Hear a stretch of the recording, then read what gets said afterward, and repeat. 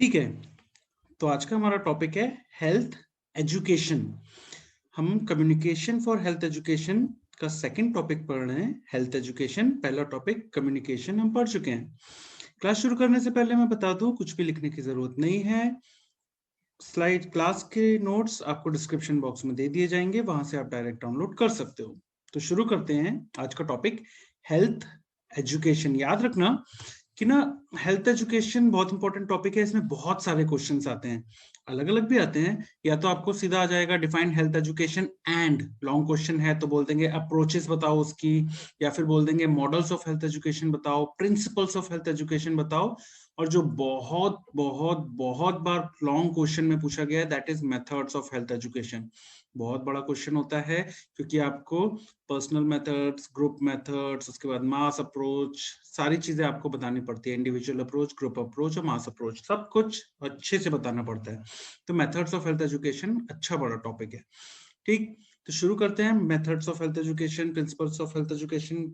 शुरू करने से पहले बता दूं, एक छोटे छोटे शॉर्ट नोट भी आते हैं। ग्रुप डिस्कशन, जीडी, बहुत इंपॉर्टेंट है। ग्रुप डिस्कशन कई बार आया हुआ है, पैनल डिस्कशन भी कई बार आया हुआ है, इनफैक्ट सिंपोसियम भी कभी कभी आ गया है, तो इसको भी हम देखेंगे। तो शुरू करते हैं आज का टॉपिक हेल्थ एजुकेशन।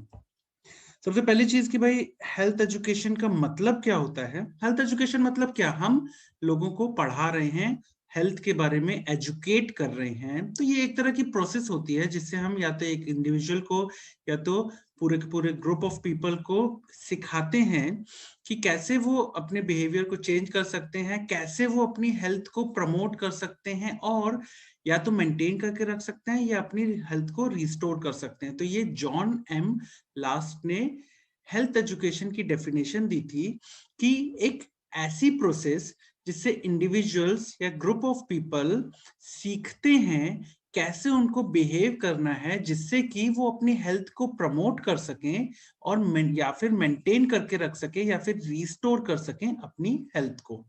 तो ये जॉन एम लास्ट ने डेफिनेशन ऑफ हेल्थ दी थी। ठीक, अब ना हेल्थ एजुकेशन जो हम देते हैं लोगों को हेल्थ के प्रति एजुकेट करते हैं, उसके मुख्य एम्स या मुख्य ऑब्जेक्टिव्स क्या होते हैं। मेन एम्स या ऑब्जेक्टिव जो हेल्थ एजुकेशन का है वो ये है कि हम लोगों को एनकरेज कर सकें, जिससे कि वो अडॉप्ट कर सके, या अगर वो कर रहे हैं तो सस्टेन कर सके अपनी लाइफस्टाइल, हेल्थ प्रमोटिंग लाइफस्टाइल को। ऐसी लाइफस्टाइल मेंटेन करके रख सके या अडॉप्ट कर सके जिससे उनकी हेल्थ का प्रमोशन हो। उसके अलावा क्या इसके एम्स या ऑब्जेक्टिव है हेल्थ एजुकेशन देने के, जिस जिससे कि लोग हेल्थ सर्विसेज को ज्यादा से ज्यादा यूटिलाइज कर सके, उसको भी प्रमोट करना है। इसके अलावा लोगों की स्किल्स इंप्रूव हो सके और एटीट्यूड चेंज हो सके उनकी लाइफस्टाइल या हेल्थ के प्रति। तो हेल्थ एजुकेशन जब हम लोगों को देते हैं तो उसके मेन उद्देश्य, मुख्य उद्देश्य जो होता है, पहला तो इनकरेज करना है कि हेल्दी लाइफस्टाइल को वो अडॉप्ट करें। दूसरा है कि जो हेल्थ सर्विसेज उनको अवेलेबल हैं उनको यूटिलाइज कर सके। उसके अलावा नई नई स्किल्स सीखें और अपना एटीट्यूड चेंज करें हेल्थ के प्रति। तो ये मेन एम्स एंड ऑब्जेक्टिव हैं हेल्थ एजुकेशन देने के लोगों को। अब ना, पहले और अभी के मुकाबले हेल्थ एजुकेशन में बहुत चेंज आया है। अगर हम पहले की बात करें तो पहले जब हम हेल्थ एजुकेशन लोगों को देते थे, उनका मुख्य उद्देश्य जो होता था वो होता था कि भाई आपको ना बीमारी से बचाव करना है, बस इतना ही होता था। लेकिन आज की डेट में अगर हम बात करें तो बीमारी से बचाव की जगह अब हम बात करते हैं कि कैसे हेल्दी लाइफस्टाइल को प्रमोट कर सके। पहले हम हेल्थ एजुकेशन में बातें करते थे कि इंडिविजुअल का बिहेवियर चेंज हो सके या इंडिविजुअल अपने बिहेवियर में मॉडिफिकेशन कर सके जिससे हेल्दी हो, जबकि आज की डेट में मॉडिफिकेशन के अलावा जो इंडिविजुअल बिहेवियर है उसको करने के अलावा हम मेन ध्यान देते हैं कि सोशल एनवायरनमेंट चेंज हो सके। तो पहले इंडिविजुअल अप्रोच पे हम ध्यान दे रहे थे कि इंडिविजुअल, कि भाई तुम बस अपना बिहेवियर चेंज करो, जबकि आज की डेट में हम सोसाइटी से एक्सपेक्ट करते हैं कि सोशल एनवायरनमेंट चेंज हो और हेल्थ का प्रमोशन हो सके। उसके अलावा पहले कम्युनिटी पार्टिसिपेशन पे ध्यान दिया जाता था कि कम्युनिटी आओ, पार्टिसिपेट करो, हेल्थ से रिलेटेड सर्विसेज को यूटिलाइज करो। आज की डेट में भी कम्युनिटी इन्वॉल्वमेंट तो है, लेकिन उसके साथ साथ हम ये भी बोलते हैं कि आप अपना ख्याल स्वयं भी रखें। ठीक, तो कम्युनिटी इन्वॉल्वमेंट के अलावा अपना खुद का ध्यान भी हमको रखना है। तो अगर हम बात करें क्या क्या चेंजेस हुए, तो पहले और आज की डेट में ये हेल्थ एजुकेशन से रिलेटेड चेंजेस हुए हैं। उसके बाद हम बात करेंगे कि भैया अप्रोचेस क्या क्या होती है। इस पे एक अलग से आपको शॉर्ट नोट आता है कि what are different approaches of health education. तो अलग अलग अप्रोच जो है हेल्थ एजुकेशन की, तो मुख्यतः 4 अप्रोच है हेल्थ एजुकेशन की। पहली है रेगुलेटरी अप्रोच, दूसरी है सर्विस अप्रोच, तीसरी है हेल्थ एजुकेशन अप्रोच और चौथी है प्राइमरी हेल्थ केयर अप्रोच। तो ये 4 मुख्य अप्रोचेस हैं आपके हेल्थ एजुकेशन की। ठीक, हम बात करते हैं सबसे पहले रेगुलेटरी अप्रोच का मतलब क्या होता है। रेगुलेटरी अप्रोच में देखो यहाँ पे लिखा ही हुआ है रेगुलेटरी, रेगुलेशन, रेगुलेट करना। तो रेगुलेट, आप लोगों के चीजों को रेगुलेट करते हो, लोगों की हरकतों को रेगुलेट, आपके हाथ में जब पावर होता है तभी ये कर पाते हो। तो वैसे याद रखो रेगुलेटरी अप्रोच में ना एक तरह से ये लेजिस्लेटिव अप्रोच होती है। इसमें क्या करती है गवर्नमेंट, लॉज अप्लाई करती है, कानून अप्लाई करती है लोगों पे, और कि भाई आप पे ये कानून अप्लाई किया जाता है कि आप हेल्दी रह सको, इसीलिए इसको मैनेज्ड प्रिवेंशन भी कहते हैं। इसके एग्जांपल के तौर पे, फॉर एग्जांपल अगर आपको याद हो 1976 में बहुत ही डिजास्ट्रस स्टेरिलाइजेशन कैंपेन करी थी कि भाई बहुत ज्यादा पॉपुलेशन बढ़ रही है, जिनकी पकड़ पकड़ के लोगों का स्टेरिलाइजेशन करवाया था। शायद कांग्रेस की सरकार थी उस समय, इसलिए शायद अगले साल गिर भी गई थी। तो 1976 में डिजास्टर स्टेरिलाइजेशन कैंपेन कराया था कि वो गवर्नमेंट ने लॉ निकाल दिया था कि जिसकी फैमिली कंप्लीट हो गई है उसको स्टेरिलाइजेशन कराना कंपलसरी है। तो वो एक तरह की रेगुलेटरी अप्रोच थी जो कि गलत थी। उसके अलावा और भी एग्जांपल्स हैं रेगुलेटरी अप्रोच के, कि चाइल्ड मैरिज रिस्ट्रेंट एक्ट लगा दिया आपने कि भाई बचपन में शादी नहीं करा सकते, ये अच्छी एक्ट थी। तो रेगुलेटरी अप्रोच इस तरह की होती है कि आपने लॉज अप्लाई किए कि लोग हेल्दी रह सके, और उसके लिए आपने हेल्थ एजुकेशन में लॉज अप्लाई किए, इसलिए लेजिस्लेटिव अप्रोच। उसके बाद आती है सर्विस अप्रोच। सर्विस अप्रोच क्या होती है? सर्विस अप्रोच होती है कि आपने हेल्थ से रिलेटेड जो सर्विसेज हैं उनको ना आपने लोगों के डोर स्टेप पे रख दिए, कि लोगों के घरों की दहलीज पे आपने ले जाके हेल्थ सर्विसेज दे दी। क्या ये अच्छी बात है? कभी कभी अच्छी होती है, लेकिन पंगा क्या हुआ इसमें? पंगा ये हुआ कि ये ना एक फेलियर साबित हुई। क्यों? क्योंकि गवर्नमेंट ने अपने हिसाब से सोचा कि ये हेल्थ सर्विसेज लोगों को घरों में ले जाके दे दो, लेकिन प्रॉब्लम ये थी कि वो जो सर्विसेज सरकार ने देनी चाहिए वो उनकी फेल्ट नीड के हिसाब से नहीं थी, उनकी जरूरत के हिसाब से नहीं थी। फॉर एग्जाम्पल स्वच्छ भारत अभियान के तहत सरकार ने वाटर सील लैट्रिन्स बनवाई और उनको फ्री ऑफ कॉस्ट घरों, लोगों के घरों में इंस्टॉल कर दिया। मगर क्या लोगों ने उसको इस्तेमाल किया? नहीं, लोगों ने उसको इस्तेमाल नहीं किया, क्योंकि उनकी फेल्ट नीड के हिसाब से नहीं थी। अगर तुम गांव जाओगे ना, गांव के लोग ओपन फील्ड एप्लीकेशन नहीं प्रेफर करते। क्यों? क्योंकि बोलते हैं हम घर में गंदगी नहीं मचाएंगे। ऐसी उनकी सोच है, गलत है पर ये सोच है। तो हुआ क्या, लोगों ने स्वच्छ भारत, गवर्नमेंट ने स्वच्छ भारत अभियान के तहत फ्री ऑफ कॉस्ट घरों में लेट बाथ बनवा दिए, लेकिन लोगों ने उसका इस्तेमाल ही नहीं किया। आज की डेट में देखो तो अलमारी बना के रखी है वो लेट बाथ को उन लोगों ने, और अभी भी ओपन फील्ड एप्लीकेशन कर रहे। क्यों? क्योंकि उनकी फेल्ट नीड के हिसाब से नहीं थी, इसीलिए सर्विस अप्रोच में हमको फेलियर देखने मिला। तो एक हो गई रेगुलेटरी अप्रोच जिसमें रेगुलेट किया लॉ लगा के, दूसरी होगी सर्विस अप्रोच कि सर्विस आपने हेल्थ केयर सर्विसेज उनकी डोर स्टेप पे ले जाके दी। तीसरी आती है हेल्थ एजुकेशन अप्रोच। ये अच्छी थी।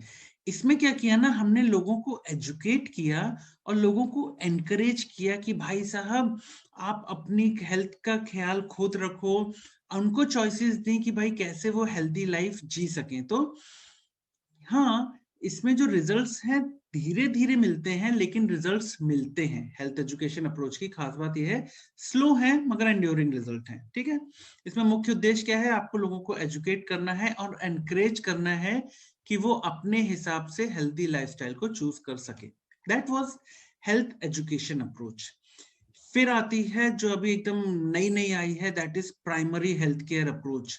प्राइमरी हेल्थ केयर अप्रोच में उन्होंने क्या किया, हमने लोगों के हाथ में ही उनकी हेल्थ दे दी कि भाई आप ही पूरी तरह से हेल्थ केयर सर्विसेज में पार्टिसिपेट करो।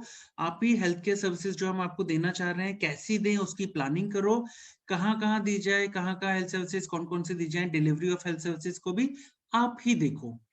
ये सब एक्चुअली ना हम health care of the community में पढ़ेंगे। ये सब ना principles of primary health care होता है।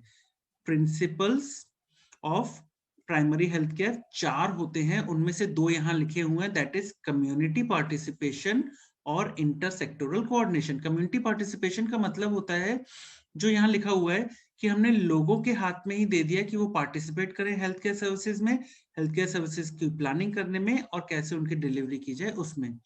इंटरसेक्टोरल कोऑर्डिनेशन जो होता है, इंटरसेक्टोरल कोऑर्डिनेशन हम करते हैं कि अलग अलग सेक्टर, सिर्फ हेल्थ सेक्टर नहीं, हेल्थ सेक्टर तो ठीक है, उसके अलावा हमने क्या किया, हमने एग्रीकल्चर सेक्टर ले लिया, उसके अलावा हमने जो एजुकेशन सेक्टर ले लिया, सारे सेक्टर्स को इन्वॉल्व किया हेल्थ सर्विसेज देने में। क्यों?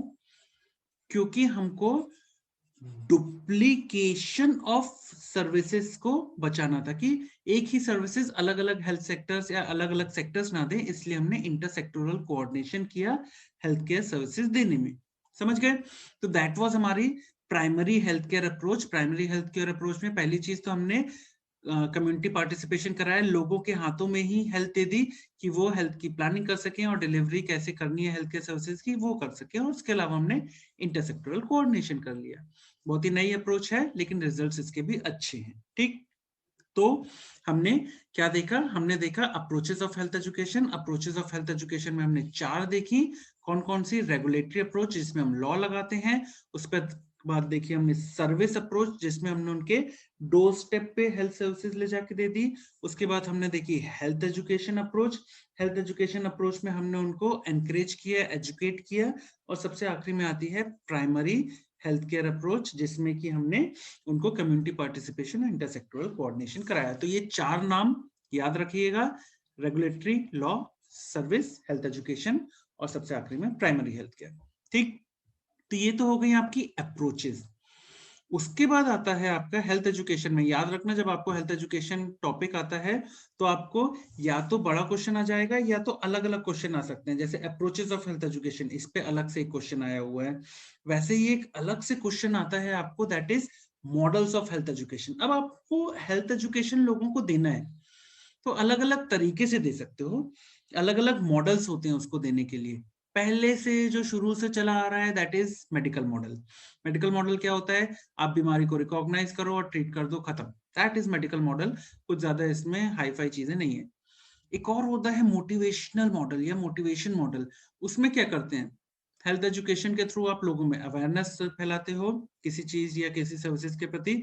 अवेयरनेस लोगों में इंटरेस्ट क्रिएट करती है, लोग इंटरेस्टेड होते हैं तो मोटिवेटेड हो जाते हैं, जब वो मोटिवेट होते हैं तो डिसीजन मेकिंग में उनके हेल्प होती है, और जब वो डिसीजन ले लेते हैं तो वो किसी चीज के प्रति एक्शन लेते हैं, कि उनकी हेल्दी लाइफस्टाइल के प्रति या उनकी सेडेंटरी लाइफस्टाइल के प्रति जो भी, तो उसके प्रति वो एक्शन ले लेते हैं। ये होता है मेनली मोटिवेशन मॉडल का सार, कि अवेयरनेस फैलाओ, उसमें इंटरेस्ट आएगा, इंटरेस्ट से मोटिवेट होंगे, डिसीजन मेकिंग में हेल्प होगी और फिर आगे जाके वो एक्शन लेंगे। That is motivational model.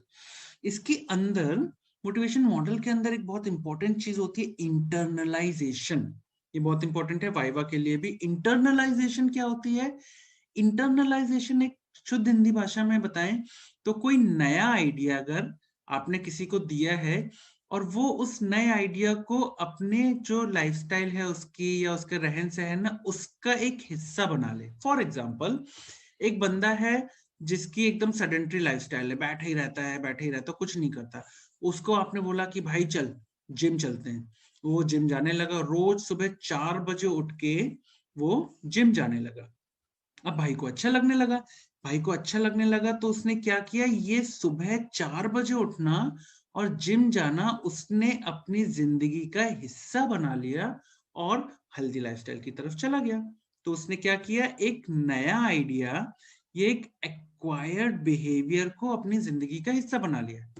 दूसरा एग्जांपल हम ले सकते हैं कि भाई बहुत सिगरेट पीता था कोई आदमी, बहुत दारू पीता था, हमने उसकी हेल्थ एजुकेशन दी उसको, हमने बोला ये गलत है, इससे ये बीमारी होती। उसने क्या किया, स्मोकिंग को क्विट कर दिया, ड्रिंकिंग को क्विट कर दिया, और प्लस उसने ना अर्ली मॉर्निंग वॉक शुरू कर दिए। तो इसने क्या किया और ये करके देखा उसने, अच्छा लगा उसने, तो उसने ये सारी चीजों को अपनी जिंदगी का हिस्सा बना लिया। एक नया आइडिया, एक एक्वायर्ड बिहेवियर को उसने अपनी जिंदगी का हिस्सा बना लिया। That is internalisation. समझ गए? तो ये आपको एक क्वेश्चन आया था कि इंटरनलाइजेशन किस चीज का है, तो इंटरनलाइजेशन जो है हेल्थ एजुकेशन में मोटिवेशनल मॉडल के अंदर आता है। ये आपको एक एमसीक्यू आया हुआ है। ठीक, तो हमने पढ़ लिया मेडिकल मॉडल क्या होता है, हमने पढ़ लिया मोटिवेशन मॉडल क्या होता है, उसके अंदर हमने पढ़ लिया इंटरनलाइजेशन क्या होता है। अब आता है सोशल इंटरवेंशन मॉडल। इसका मतलब क्या है, हमने क्या करके देख लिया, हमने लोगों को बीमारी को रिकॉग्नाइज किया, ट्रीट कर दिया, मोटिवेट किया, इंटरनलाइजेशन किया। अब हमने क्या किया, लोगों को दूर करो। ये एक नया तरीके का मॉडल है। इसमें क्या किया, हम ये कहते हैं सोशल इंटरवेंशन मॉडल के तहत हम ये कहते हैं कि वो लोग नहीं हैं जिनको हमें चेंज करना है। अगर हमको कुछ अच्छा करना है तो वो लोग नहीं है जिन्हें चेंज करना है, वो सोसाइटी है। दैट इज, हमको ना सोशल एनवायरनमेंट को चेंज करना है, जिससे लोगों के बिहेवियर में चेंज आएगा और कम्युनिटी अच्छी हो पाएगी। ठीक, तो हमको ये चीज करके देखनी है या हमको ये चीज करनी है। तो ये चीज आपको ध्यान रखना है कि ऐसा करें। ठीक, तो हमको ये ध्यान रखना है कि भाई साहब सोशल इंटरवेंशन मॉडल में हमको सोशल एनवायरनमेंट या सोसाइटी पे ज्यादा ध्यान देना है एज कंपेयर टू इंडिविजुअल। याद रखना कि कुछ भी नहीं बदलेगा अगर सोसाइटी नहीं बदलेगी। इस चीज को आपको ध्यान रखना है। ठीक, तो इतनी चीजें तो आपको याद रखनी है कि भाई कैसे कैसे हमको मेडिकल मॉडल क्या होता है, मोटिवेशन मॉडल क्या होता है, और आखिरी चीज सोशल इंटरवेंशन मॉडल क्या होता है। ठीक, तो ये ध्यान रखना है हमको। मॉडल ऑफ हेल्थ एजुकेशन क्या होते हैं, तीन होते हैं, मेडिकल मॉडल, मोटिवेशन मॉडल और सोशल इंटरवेंशन मॉडल।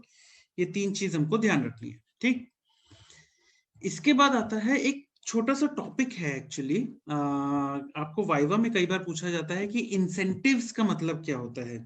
इंसेंटिव्स क्या होते हैं आपको भी पता है यार। इंसेंटिव्स मतलब लोगों का फायदा कराना, लोगों का लाभ कराना जिसे कहते हैं इंसेंटिव्स की तरह से। तो दो तरह के इंसेंटिव्स होते हैं, इंट्रिंसिक और एक्सट्रिंसिक। ये एक्चुअली वाइवा का क्वेश्चन है, आपको वाइवा में कई बार पूछा जाता है कि इंसेंटिव्स क्या होते हैं। इंट्रिंसिक इंसेंटिव्स होते हैं जिससे पेशेंट का डायरेक्ट आप बेनिफिट करा दिया, आपने बीमारी को ठीक करा दिया, आपने बीमारी को खत्म करा दिया, पेशेंट का डायरेक्ट आपने फायदा करा दिया। एक्सट्रिंसिक इंसेंटिव्स आप दूसरे तरीके से इंसेंटिव्स देते हो जिससे वो पेशेंट की हेल्थ तो ठीक हो, लेकिन उसको हेल्थ ठीक होने के अलावा भी कुछ और मिल सके जिससे कि वो खिंचा चलाए हेल्थ सर्विसेज को यूटिलाइज करने में। जैसे कि एक्सटेंसिक में आते हैं फाइनेंशियल इंसेंटिव्स, जैसे जननी सुरक्षा योजना, ये हम नेशनल हेल्थ प्रोग्राम से पढ़ेंगे। जननी सुरक्षा योजना में करते क्या है, एक होती है आशा, एक होती है प्रेग्नेंट वुमेन। इन दोनों को ही पैसे दिए जाते हैं। किस चीज के, कि भैया अगर प्रेग्नेंट वुमेन इंस्टीट्यूशनल डिलीवरी कराएगी तो आशा को भी पैसे दिए जाएंगे और प्रेग्नेंट वुमेन को भी। आशा की जिम्मेदारी होती है कि इस प्रेग्नेंट वुमेन को इंस्टीट्यूशनल डिलीवरी या इंस्टीट्यूशन तक लेके आए, तो आशा को भी पैसे मिलेंगे और प्रेग्नेंट वुमेन को भी पैसे मिलेंगे फाइनेंशियल जननी सुरक्षा योजना में। उसके अलावा एक्सट्रिंसिक इंसेंटिव्स में और होते हैं, जैसे कि साइकोलॉजिकल। साइकोलॉजिकल में आप लोगों को अवार्ड्स दे दो या लोगों को उनके काम की सराहना कर दो, उसमें भी वो खुश हो जाते हैं, उसमें भी उसको तो वो और अच्छा करने की कोशिश करते हैं कि भाई और ज्यादा हेल्थ सर्विसेज को यूटिलाइज करते हैं कि भाई इसके अवार्ड मिलेगा, नाम होगा हमारा, इस टाइप के। तो साइकोलॉजिकल।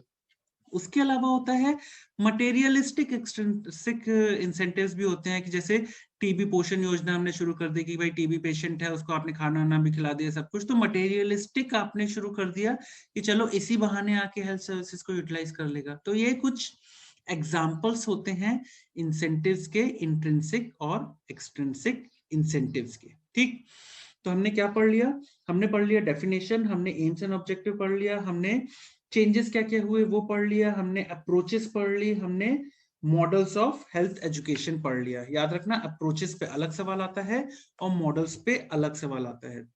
उसके बाद थोड़ी सी जानकारी आपको होनी चाहिए कि भाई कंटेंट्स ऑफ हेल्थ एजुकेशन क्या होता है। कंटेंट्स ऑफ हेल्थ एजुकेशन क्या होता है, आप जो हेल्थ एजुकेशन लोगों को दे रहे हो, जो चीज आप लोगों को सिखा रहे हो, पढ़ा रहे हो, उनमें क्या क्या चीजें होनी चाहिए। कंटेंट्स, कंटेंट्स होते हैं ना, कि ये दवाई खिला रहे हो तो उसके अंदर क्या कंटेंट है, या आप क्रोसिन दे रहे हो तो उसके अंदर क्या है, पैरासिटामोल है, क्या है, एस्पिरिन है। तो कंटेंट्स ऐसे ही हेल्थ एजुकेशन के अंदर क्या क्या चीजें होनी चाहिए। पहली चीज तो आपको हेल्थ एजुकेशन जब लोगों को देते हो तो ह्यूमन बायोलॉजी के से रिलेटेड जानकारी उसमें होनी चाहिए कि कितनी इंसान को एक्सरसाइज की जरूरत है, कितना रेस्ट करना चाहिए, कितना सोना चाहिए, इस तरह के एग्जांपल्स। न्यूट्रिशन से रिलेटेड चीजें भी आपको बतानी चाहिए हेल्थ एजुकेशन में कि भाई बैलेंस डाइट क्या होती है, अच्छी डाइटरी हैबिट्स क्या होती हैं, इसके बारे में जानकारी दे दो। उसके बाद हाइजीन से रिलेटेड बताना है कि पर्सनल हाइजीन कैसे मेंटेन करके रखना है, एनवायरमेंटल हाइजीन कैसे मेंटेन करके रखना है। पर्सनल हाइजीन में भाई टाइम से नहाओ, कपड़े चेंज करो, बार बार हाथ धो, अपने नाखून, अपने पाँव, अपने दांतों का ख्याल रखो, साफ सफाई रखो। एनवायरमेंटल में मतलब अपने आसपास कैसे सफाई रखो, फ्रेश एयर को आने जाने दो, उसके लिए वेंटिलेशन मेंटेन करके रखो, प्रॉपर लाइट मेंटेन करके रखो, वेस्ट का डिस्पोजल अच्छे से रखो, तो हाइजीन भी मेंटेन रहेगी। इसके अलावा फैमिली हेल्थ से रिलेटेड है कि भाई कैसे बच्चों को बड़ा करने में आप हेल्प कर सकते हो, कैसे अपना ख्याल रखो, कैसे बच्चों का ख्याल रखो, तो फैमिली हेल्थ से रिलेटेड चीजें भी डाल दो अपनी हेल्थ एजुकेशन में। उसके अलावा कैसे बीमारी से बचाव कर सकते हो और उसको कंट्रोल कर सकते हो, तो वो उस एरिया में जहां आप हेल्थ एजुकेशन देने जा रहे हो वहां जो भी बीमारी फैली हुई है उससे रिलेटेड जानकारी रखते हो कि कैसे उस बीमारी को बचाव कर सकते हो और कंट्रोल कर सकते हो। उसके बाद आप मेंटल हेल्थ पे भी थोड़ी सी जानकारी दे सकते हो अपने हेल्थ एजुकेशन में कि कैसे लोग मेंटली हेल्दी रहें और मेंटल ब्रेकडाउन से बचें, ये भी आपको बताना है। उसके अलावा आपको एक्सीडेंट से रिलेटेड जानकारी भी देनी है कि सेफ्टी एजुकेशन जिसे कहते हैं कि कैसे अपना ख्याल रखो रोड पे या हर जगह, तो रोड सेफ्टी के बारे में आप बता सकते हो। उसके अलावा सबसे आखिरी और सबसे इंपॉर्टेंट कि कैसे हेल्थ सर्विसेज कौन कौन सी उस जगह पे या उस कम्युनिटी में अवेलेबल हैं, उनके बारे में जानकारी दो, और कैसे वो उस हेल्थ सर्विसेज को यूटिलाइज कर सकते हैं ये बता दो। तो हमने क्या कहा, हमने कहा कि हेल्थ एजुकेशन के कंटेंट्स क्या क्या होते हैं। तो क्या क्या बताएंगे हम। पहली चीज तो हमने बता दी कि भाई बायोलॉजी के बारे में बता दो। अब बायोलॉजी में आ गया कि भैया क्या खाना है ये बता दो, और फिर जो साफ सफाई रखते हैं उसके बारे में बता दो। आपने खा लिया, आपने निकाल दिया, उसके बाद आपने फैमिली हेल्थ के बारे में बता दिया। उसके बाद आपने क्या किया, उसके बाद आपने बीमारियों के बारे में बता दिया कि आसपास जो लोकली एंडेमिक डिजीजेज हैं उनके बारे में बता दिया। तो ये तो आपने उस आसपास की बीमारी, आपने मेंटल हेल्थ बता दिया। उसके बाद आपने क्या किया कि भाई नॉन कम्युनिकेबल डिजीज में एक्सीडेंट्स टाइप की चीजें बता दी, और ये सारी चीजें बताने के बाद आपने हेल्थ सर्विसेज के बारे में जानकारी दे दी कि कैसे इन चीजों का बचाव कर सकते हो। तो ये हो गया contents of health education. Contents of health education में मेरे को अलग से सवाल तो नहीं मिला, लेकिन आपको हेल्थ एजुकेशन पे अगर सवाल आता है तो आप कंटेंट्स ऑफ हेल्थ एजुकेशन अपने आंसर में लिख सकते हो। उसके बाद आता है जो आपको अलग से भी सवाल आया हुआ है और बहुत इंपॉर्टेंट है, that is principles of health education. Principles of health education कितने होते हैं, तो total principles of health education है 12। अब प्रिंसिपल्स ऑफ हेल्थ एजुकेशन का मतलब क्या है। प्रिंसिपल्स ऑफ हेल्थ एजुकेशन का मतलब है कि आप लोगों को हेल्थ एजुकेशन तो दे रहे हो, हेल्थ से रिलेटेड लोगों को जानकारी तो दे रहे हो, पर वो जो आप जानकारी दे रहे हो उसमें भी कुछ चीजें हैं जो आप करोगे तो वो अच्छा होगा, अच्छे से इंफॉर्मेशन लोगों तक पहुंचेगी, और वो हेल्थ एजुकेशन के अंदर या उस इंफॉर्मेशन के अंदर कुछ चीजें हैं जो मैंडेटरी हैं कि भाई ये सारी चीजें तो ऐसी होनी चाहिए। तो वो हम देखेंगे कि प्रिंसिपल्स ऑफ हेल्थ एजुकेशन क्या होते हैं। सबसे पहली चीज तो प्रिंसिपल्स में गुड ह्यूमन रिलेशन। अगर आप अच्छा रिलेशनशिप लोगों से मेंटेन करके रखते हो तो उनसे कम्युनिकेट करने में आपको आसानी होगी। कम्युनिकेट आसानी से कर पाओगे तो हेल्थ एजुकेशन आसानी से दे पाओगे। तो पहला है गुड ह्यूमन रिलेशन। उसके अलावा ना लीडर्स बहुत इंपॉर्टेंट होते हैं। फॉर एग्जांपल आप गांव में जाके बकर बिछाना चाहते हो, लोगों को जानकारी देना चाहते हो हेल्थ से रिलेटेड, लेकिन कोई सुनेगा आपकी? नहीं सुनेगा। क्यों? आप कौन हो? गांव में आपको कोई जानता है? नहीं जानता। क्यों सुनेगा आपकी? इसीलिए याद रखना, लोग उसको सुनते हैं या उससे सीखते हैं जिनका वो रिस्पेक्ट करते हैं। तो ऐसे जिनका वो रिस्पेक्ट करते हैं उनको अपने साथ बैठा लो। ये आप हो, आपने अपने साथ उस गांव के 3-4 लोगों को बिठा लिया जिनका लोग रिस्पेक्ट करते हैं। अब ये 3-4 लोग कौन हो सकते हैं? लोकल लीडर्स ले लो, वहां के लोकल लीडर्स मतलब जो छुटपुटिया नेता लोग होते हैं ना, उनको रख लो, उनकी भी इज्जत हो जाएगी और लोग भी सुनेंगे। उसके अलावा जो सरपंच होते हैं कोई काम धंधा तो होता नहीं उनके, जो बूढ़े बूढ़े वाले होते हैं, तो उनको बैठा लो, कम से कम थोड़ा लोग सुने, अरे सरपंच जी बैठे हैं, कुछ अच्छी बात हो रही होगी। स्कूल टीचर का भाई साहब बहुत ज्यादा रिस्पेक्ट होता है गाँव में, कि माँ साहब है, माँ साहब बैठा लो, माँ साहब को भी आपने बैठा लिया। तो जब ऐसे लोगों को बिठा के आप कुछ बकर बिछाते हो ना, तो लोग सुनेंगे कि हाँ भैया हेल्थ एजुकेशन सेशन में वो जो बोल रहा था, बकर बिछा रहा था, ये आदमी तो पता नहीं कौन था, लेकिन ना सरपंच जी बैठे थे, माँ साहब बैठे थे, तो या डॉक्टर साहब को भी बिठा लो वहां के। तो ऐसे लोगों को आप बिठा लोगे ना, तो लोग आपकी सुनेंगे। तो याद रखना कि अगर जिनका लोग रिस्पेक्ट करते हैं, उन लोगों को साथ में बिठा लो, लीडर्स को, तो आपकी बात सुनेंगे। तो हेल्थ एजुकेशन में ये चीज भी आप कर सकते हो। उसके अलावा हेल्थ एजुकेशन के प्रिंसिपल्स में एक चीज आती है, मोटिवेशन। मोटिवेशन बड़ी जरूरत चीज है, इसको डिफाइन करने के लिए भी आता है। तो हर इंसान की ना एक फंडामेंटल डिजायर होता है, वो होता है सीखना। मानो ना मानो ये होता है कि सीखना हर इंसान की फितरत में होता है। तो अब अगर ये सीखने की डिजायर को ही आपने अवेक कर दिया ना, उसी को कहते हैं मोटिवेशन। कि मोटिवेट हो गए, भाई साहब हम गिटार सीखेंगे, 4 दिन जाएंगे, पूरे महीने की फीस देंगे, फिर छोड़ देंगे, नहीं सीख पाए, लेकिन मोटिवेट होके गिटार सीखने गए भाई साहब। क्यों? क्योंकि उनके अंदर के डिजायर की अवेकनिंग हो गई थी कि उनको सलमान खान बनना है। तो मोटिवेशन, ठीक। तो हर बंदे के अंदर एक फंडामेंटल डिजायर होता है सीखने का, तो उसी को आपने अवेकन कर दिया, उसी को कहते हैं मोटिवेशन। अब एक चीज याद रखना, मोटिवेशन की बहुत इंपॉर्टेंट चीज जो कि हेल्थ एजुकेशन से आता है, वो होता है कि मोटिवेशन बहुत ही कंटेजियस होता है। अब फॉर एग्जांपल हॉस्टल का एक कमरा है, जहां पे 3-4 लड़के बैठे हुए हैं, बहुत डरे सहमे कि भाई साहब कल एग्जाम है, कुछ नहीं आता, हमसे कुछ ना हो पाएगा। एक भाई साहब आते हैं इस कमरे में, बड़ी खुशी हुई, अरे भाइयों क्या कर रहे हो, डरे हुए हैं? अरे कोई टेंशन नहीं है, कोई टेंशन नहीं है, अपन निकाल देंगे, एग्जाम निकाल देंगे, फोड़ देंगे, अपन ये कर देंगे, वो कर देंगे। भाई ने इतनी अच्छी बकर बिछाई, इतनी अच्छी बकर बिछाई कि सब मोटिवेट होगा, सब मोटिवेट, हाँ भाई साहब फोड़ देंगे, हम काम करके दिखाएंगे, मजा आ जाएगा, रात भर पढ़ के हम एग्जाम देंगे। सबने बढ़िया रात भर एग्जाम दिया पढ़ के, और सुबह बढ़िया फेल हुए, पास हुए, उसकी बात अपन बाद में करेंगे, लेकिन भाई लोग मोटिवेट हो गए थे। तो यही है, कंटेजियस होता है मोटिवेशन। एक आदमी ने ही बहुत सारे लोगों को मोटिवेट करने की क्षमता होती है, दैट इज मोटिवेशन। और इसीलिए मोटिवेशन बहुत हेल्पफुल होता है बिहेवियर को चेंज करने के लिए। अच्छा ना, वाइवा में एक और सवाल आता है कि मोटिव्स जो होते हैं वो कितने तरह के होते हैं। मुख्यतः 2 तरह के मोटिव्स होते हैं, प्राइमरी और सेकेंडरी। प्राइमरी मोटिव जो आदिकाल से चला आ रहा है, आदि मानव जो होते थे उनको 3 ही मोटिव होते थे, सेक्स करो, खाना खाओ और सरवाइव करो, खत्म, और कुछ नहीं था उनका प्राइमरी मोटिव। सेकेंडरी मोटिव जो हम लोगों के आजकल होते हैं ना, कि आउटसाइड इंटेंसिव से बड़े डिजायर क्रिएट होते हैं हमें, कि हमको प्रेज करने वाला कोई होना चाहिए, हमको रिवॉर्ड्स मिलने चाहिए, या इसको पनिशमेंट देनी है हमको, ये सेकेंडरी मोटिव्स होते हैं। तो आपसे वाइवा में पूछा जा सकता है, भैया प्राइमरी मोटिव क्या होता है और सेकेंडरी मोटिव क्या होता है, तो आपको पता होना चाहिए कि मोटिव क्या क्या होते हैं, प्राइमरी और सेकेंडरी। तो हमने देख लिया गुड ह्यूमन रिलेशन, लीडर्स और मोटिवेशन। उसके बाद प्रिंसिपल्स ऑफ हेल्थ एजुकेशन में आता है पार्टिसिपेशन। अब भाई देख लो, आपने क्या क्या कर दिया, आपने गुड ह्यूमन रिलेशन बना लिए, गुड ह्यूमन रिलेशन बना लिए, तो आपने कम्युनिकेट कर पाए लोगों से। उसके बाद आपने लीडर्स को भी बिठा लिया, तो लोग आपकी सुनने भी लगे। उसके बाद आपने लोगों को मोटिवेट कर दिया, तो बहुत सारे लोग आके सुनने लगे। अब सबसे इंपॉर्टेंट चीज है पार्टिसिपेशन, कि आपको लोगों को एनकरेज करना है। आपको पार्टिसिपेशन में लोगों को, हेल्थ एजुकेशन के थ्रू आपको लोगों को एनकरेज करना है कि वो अपनी हेल्थ प्रॉब्लम्स को खुद ही आइडेंटिफाई कर सकें और उनके सॉल्यूशंस को भी डेवलप कर सके। फॉर एग्जांपल, लोगों को दिख रहा है कि भाई साहब वजन बढ़ रहा है यार, कमर बढ़ने लगी है, तोंद आने लगी है, तो अपने हेल्थ प्रॉब्लम्स को खुद ही आइडेंटिफाई करो और उसकी प्रॉब्लम का सॉल्यूशन, भाई सुबह सुबह चलो घूमने चलते हैं, चलो स्विमिंग करने चलते हैं, चलो जिम चलते हैं। तो आपको लोगों से पार्टिसिपेशन चाहिए। हेल्थ एजुकेशन का एक बहुत इंपॉर्टेंट प्रिंसिपल है कि लोग पार्टिसिपेट करें। तो participation is a very important point in health education, ठीक।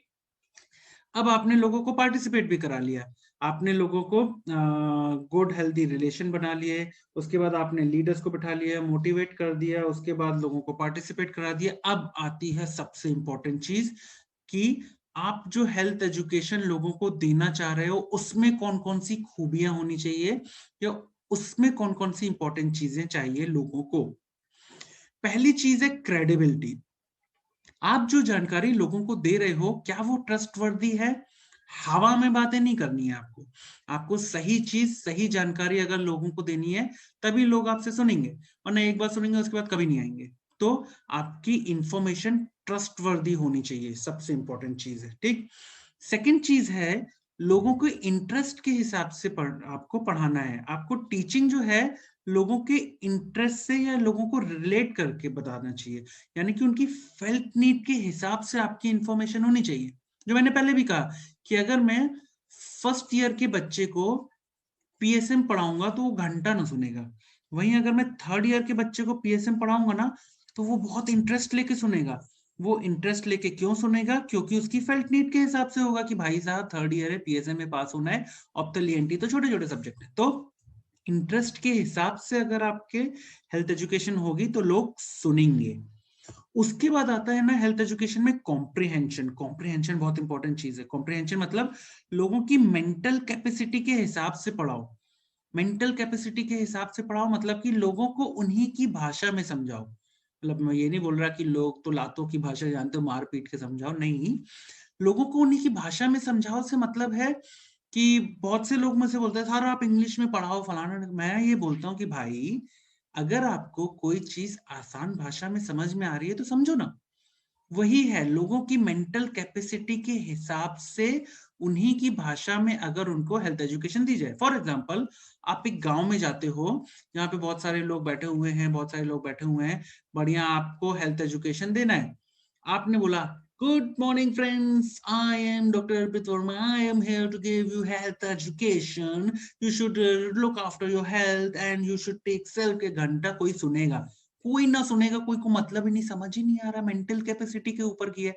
आप उनको उनकी भाषा में, भाइयों और बहनों, मैं यहाँ आया हूं आपको सिखाने के लिए कैसे आप अपनी हेल्थ का, हेल्थ भी नहीं, कैसे आप अपने स्वास्थ्य का ख्याल रखें। तो उनको उनकी भाषा में अच्छे से उनकी मेंटल कैपेसिटी के हिसाब से पढ़ाओगे, वो सुनेंगे, वरना घंटा ना सुनने वाला कोई।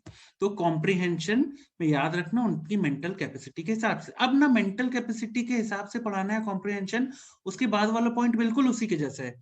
दैट इज कि आप जो हेल्थ एजुकेशन दे रहे हो ना वो नोन टू अननोन होनी चाहिए। मतलब कि आपको वहां से शुरू करना है जहां पे लोग हैं, और वहां से आपको आसान चीज से डिफिकल्ट की तरफ, आपको बहुत सारी चीजें पढ़ानी है तो आप आसान से डिफिकल्ट की तरफ जाओ। जो वो लोग जानते हैं वहां से शुरू करो, फिर जो लोग नहीं जानते वहां से। फॉर एग्जाम्पल, अगर मैं पीएसएम शुरू करूं तो मैं ना पीएसएम में बहुत बेसिक सब्जेक्ट से, बहुत बेसिक चैप्टर से शुरू करना चाहूंगा, जैसे concept of health and disease. बहुत सिंपल, हेल्थ क्या है, हेल्थ के इंडिकेटर क्या है।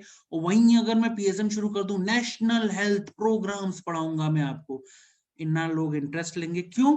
क्योंकि उनको पता ही नहीं है ना। तो अगर एक इंसान का यहां तक का नॉलेज है, इतना नॉलेज है, तो अगर मैं इस नॉलेज से उसको पढ़ाना शुरू करूंगा, फिर धीरे धीरे उसको नॉलेज बढ़ाऊंगा तो बहुत अच्छा है। वहीं अगर भाई साहब का इतना नॉलेज है और मैंने इस लेवल से पढ़ाना शुरू किया, घंटा उसको कुछ समझ में ना आएगा। तो याद रखना, जितनी उनको जानकारी है, फॉर एग्जांपल मुझे पता है कि एक बच्चा फर्स्ट ईयर और सेकंड ईयर पास होके आया है, तो उसको एनाट, फिजियो, बायोसी आती होगी, उसको फार्मा, पैथो, फॉरेंसिक और माइक्रो आता होगा। तो मैं इनसे कोरिलेट करके चीजें पढ़ाऊंगा। मैं डायरेक्ट उसको सर्जरी या मेडिसिन या ऑर्थोपेडिक्स या ऑब्स गाइनी से रिलेट करके नहीं पढ़ाऊंगा। क्यों? क्योंकि I have to start where the people are. मुझे उनके नोन से अननोन की तरफ ले जाना है। जो आसान चीजें हैं वहां से पढ़ाना शुरू करूंगा और डिफिकल्ट की तरफ ले जाऊंगा, तभी तो लोग जुड़े रहेंगे ना। वरना उनको कुछ समझ ही नहीं आएगा तो काहे को वो आपसे कोई हेल्थ एजुकेशन लेगा। समझ गए? तो बहुत इंपॉर्टेंट है नोन टू अननोन। उसके बाद आता है learning by doing. Learning by doing का मतलब क्या होता है? अगर आप करोगे तभी आप सीखोगे। तो यानी कि एक बहुत इंपॉर्टेंट फ्रेज है, what I hear I forget. जो मैं सुनता हूं मैं भूल जाता हूँ। What I see I remember. जो मैं देखता हूं मुझे याद रहता है। And what I do I know. जो मैं करता हूं वो मुझसे बनने लगता है। तो याद रखना ये टर्म लर्निंग बाय डूइंग, अगर आप करते हो तो आपसे बनता है। ठीक है? तो जो आप लोगों को सिखा रहे हो वो आप उनसे करवाओ भी। फॉर एग्जाम्पल, आप बोल रहे हो कि आप ओआरएस का एक सॉल्यूशन ऐसे बनाते हैं, उसमें नमक इतना डालते, शक्कर, आप उनसे करवाओ ना। आप उनसे करवाओगे तो उनसे बनने लगेगा। समझ गए? तो लर्निंग बाय डूइंग बहुत इंपॉर्टेंट है। उसके अलावा रीइंफोर्समेंट, आप ना पढ़ाई करते हो तो आप मैथ्स करते थे, आप न्यूमेरिकल्स करते हैं, तो उसको सॉल्व करने के अलग अलग तरीके होते हैं। तो वही चीज है रीइंफोर्समेंट, कि अलग अलग तरीकों से लोगों से वो चीज करवाओ जिससे कि वो याद रख सके। वो होता है ना, एक ही न्यूमेरिकल को आप 3 अलग-अलग स्टेप से कर सकते थे, 3 अलग-अलग फॉर्मूलेस लगा सकते थे। वही चीज़ इसमें भी है। आप अगर कोई चीज़ उनको सिखा रहे हो, तो उसके अलग-अलग तरीके भी दिखाओ कि आप ऐसे भी कर सकते हो, आप ऐसे भी कर सकते हैं, ऐसे भी कर सकते हैं, ऐसे भी कर सकते हैं, ऐसे भी कर सकते हैं। तो जब अलग-अलग 4 अलग-अलग तरीकों से वो लोग करेंगे ना, तो फिर उनको याद रहेगा। रीइंफोर्समेंट बहुत इंपॉर्टेंट चीज़। और ये सारी जानकारी जब आपने दे दी, उसके बाद आता है फीडबैक। फीडबैक बहुत इंपॉर्टेंट है भाई साहब। कि आपने जो जानकारी दी है उसको आप कैसे मॉडिफाई कर सकते हो, कब कर सकते हो, जब वही ऑडियंस ध्यान से ये सारी चीजें सुने, फिर अपना फीडबैक दे, और इस फीडबैक की मदद से आप अपने हेल्थ एजुकेशन में जो इंफॉर्मेशन दी है उसको मॉडिफाई करो, जिससे कि अगली बार हेल्थ एजुकेशन और भी अच्छी दे पाओ। तो फीडबैक इसीलिए बहुत इंपॉर्टेंट होता है। और सबसे आखिरी में ना, मैंने खूब सारी बकर बिछा ली, सब कुछ हेल्थ एजुकेशन दे दी, गांव में जाके उनसे फीडबैक ले लिया, सब कुछ दे दिया कि भाई साहब सिगरेट स्मोकिंग बहुत खराब है, दारू पीना बहुत खराब है, ये सारी चीजें बहुत खराब है। और फिर शाम हुई नहीं कि भाई ने दारू सिगरेट लेके बैठ गया उसी गांव में, तो काय का अच्छा एग्जाम्पल। घंटा वो ना सुनेगा, वो बोलेगा ये क्या है, ये जो सुबह सिखा रहा था वो शाम को खुद ही कर रहा है, इसकी बातों पे हमको भरोसा नहीं भाई साहब। तो one should set an example उन चीजों के लिए जो वो करता है, जो वो पढ़ाता है। इसका बहुत अच्छा एग्जाम्पल है कि जो आशा या आंगनवाड़ी कार्यकर्ता, ये लोग जो होती है ना, गांव गांव में घर घर जाके रूरल पॉपुलेशन को बताती हैं, अवेयरनेस फैलाती हैं स्मॉल फैमिली नॉर्म के लिए।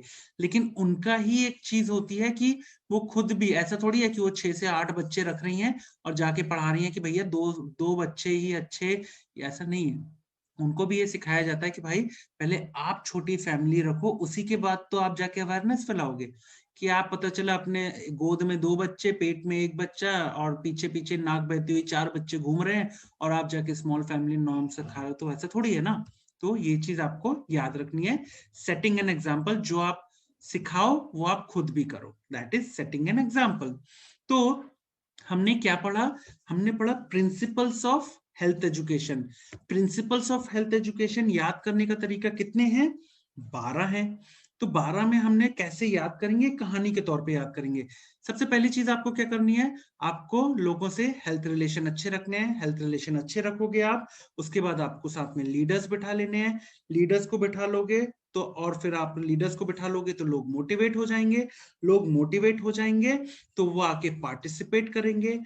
पार्टिसिपेट करेंगे तो उसके बाद आपको क्या करना है? आपको क्रेडिबिलिटी वाली चीज उनको देनी है। क्रेडिबिलिटी वाली चीज कैसे दोगे तो क्या आएगा उनमें? उनमें इंटरेस्ट आएगा। इंटरेस्ट क्यों आएगा? क्योंकि उनकी फेल्ट नीड के हिसाब से होगा। अब उनमें अगर इंटरेस्ट कब आएगा? जब कॉम्प्रिहेंशन उनकी मेंटल कैपेसिटी के हिसाब से होगा। मेंटल कैपेसिटी के हिसाब से कब होगा? जब नोन टू अननोन आप पढ़ाओगे।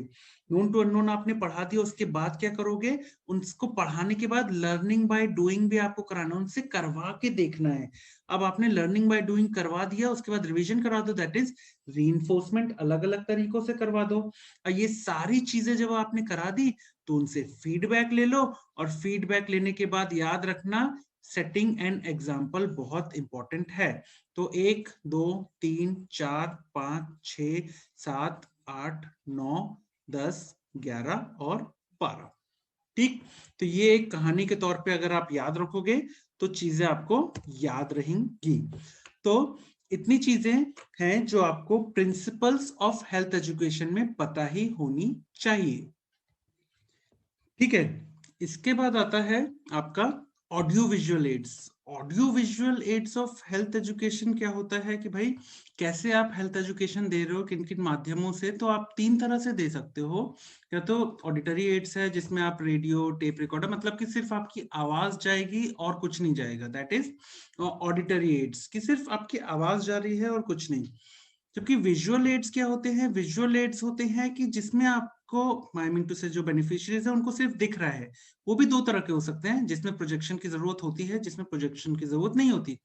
प्रोजेक्शन की जरूरत यानी कि सामने किसी चीज का आप प्रोजेक्ट कर रहे हो, फॉर एग्जांपल स्लाइड्स को प्रोजेक्ट कर रहे हो, फिल्म स्ट्रिप्स को, प्रोजेक्टर की जरूरत होती है। जिनमें नहीं होती है वो कौन कौन से हैं? जो ट्रेडिशनल तरीका पढ़ाने का रहा है, चॉक एंड बोर्ड, उससे पढ़ा सकते हो। पोस्टर्स जो लगे रहते हैं उससे पढ़ सकते हैं लोग। चार्ट्स लगे रहते हैं उनसे पढ़ा सकते हो। और इंपॉर्टेंट आता है एक फ्लैनल ग्राफ। इसकी ना इमेज भी आ सकती है, इसीलिए ध्यान रखना। ऐसा फ्लैनल ग्राफ होता है, कपड़ा होता है, इसमें आप स्टिक कर करके ऐसे पढ़ाते हो, ठीक। तो ये होता है फ्लैनल ग्राफ, इसको आपको याद रखना है। उसके अलावा तीसरा भी होता है जिसमें ऑडियो प्लस विजुअल दोनों होता है, जैसे कि आप टीवी है, आप मूवीज हैं, स्लाइड एंड टेप का कॉम्बिनेशन होता है कि आप स्लाइड से पढ़ा रहे हो, साथ में पीछे टेप भी चल रहा है, तो ऑडियो विजुअल एड्स, या तो ऑडियो या तो सिर्फ विजुअल। विजुअल में भी दो, जिसमें प्रोजेक्टर की जरूरत नहीं है, जिसमें प्रोजेक्टर की जरूरत है, और आखिरी में ऑडियो विजुअल एड्स, जिसमें कि दोनों चीजें मिला के करते हैं, ठीक। तो ये हो गया आपका audio visual aids of health education. ये भी अगर आपको हेल्थ एजुकेशन टॉपिक आता है तो आपको हेल्थ एजुकेशन में आप लिख सकते हो कौन कौन से ऑडियो विजुअल एड्स होते हैं। इनसे कंफ्यूज नहीं होना। कई बार ना लोग पूछते हैं, क्वेश्चन आता है मेथड्स ऑफ हेल्थ एजुकेशन, तो ये ऑडियो विजुअल एड्स डाल देते हैं। नहीं, जो मेथड्स ऑफ हेल्थ एजुकेशन है ना, उसमें आपको इंडिविजुअल, ग्रुप और मास अप्रोच लिखनी है। मेथड्स ऑफ हेल्थ एजुकेशन जो होती है ना, वो 3 तरह की होती है। पहली होती है इंडिविजुअल अप्रोच, दूसरी होती है ग्रुप अप्रोच, और तीसरी होती है मास अप्रोच। याद रखना, इसको अब हम देखेंगे कि भाई मेथड्स ऑफ हेल्थ एजुकेशन क्या क्या होती हैं। पहली आती है मेथड्स ऑफ हेल्थ एजुकेशन में, दैट इज इंडिविजुअल अप्रोच। मतलब कि एक इंसान को जब हम डायरेक्टली 1-to-1 कन्वर्सेशन करते हैं, या तो हम पर्सनल कॉन्टेक्ट से कर सकते हैं कि हम जाके खुद उससे मिलें और डायरेक्टली उसका इंटरव्यू लें। दूसरी चीज, हम इंडिविजुअल अप्रोच कब इस्तेमाल करते हैं? जब हम होम विजिट्स करते हैं। ये हम कब करते हैं? ड्यूरिंग फॉलो अप्स, कि भाई कोई ट्रीटमेंट ले रहा है कि नहीं ले रहा है, हम जाके उसका फॉलो अप करने के लिए होम विजिट करते हैं और इंडिविजुअली उससे जाके मिलते हैं। दैट इज इंडिविजुअल अप्रोच में पर्सनल कॉन्टैक्ट या होम विजिट्स। एक क्वेश्चन आया था, एमसीक्यूज आया था हमको कि भाई इंडिविजुअल अप्रोच हम कहाँ यूज करते हैं? तो प्री टेस्ट और पोस्ट टेस्ट जो एचआईवी काउंसलिंग में हम करते हैं, कि टेस्ट के पहले जब हम काउंसलिंग करते हैं तब भी इंडिविजुअल अप्रोच यूज करते हैं, और एचआईवी टेस्ट के बाद जो काउंसलिंग करते हैं उसमें भी हम इंडिविजुअल अप्रोच का इस्तेमाल करते हैं। ये आपको एक एमसीक्यू आया है तो याद रखना।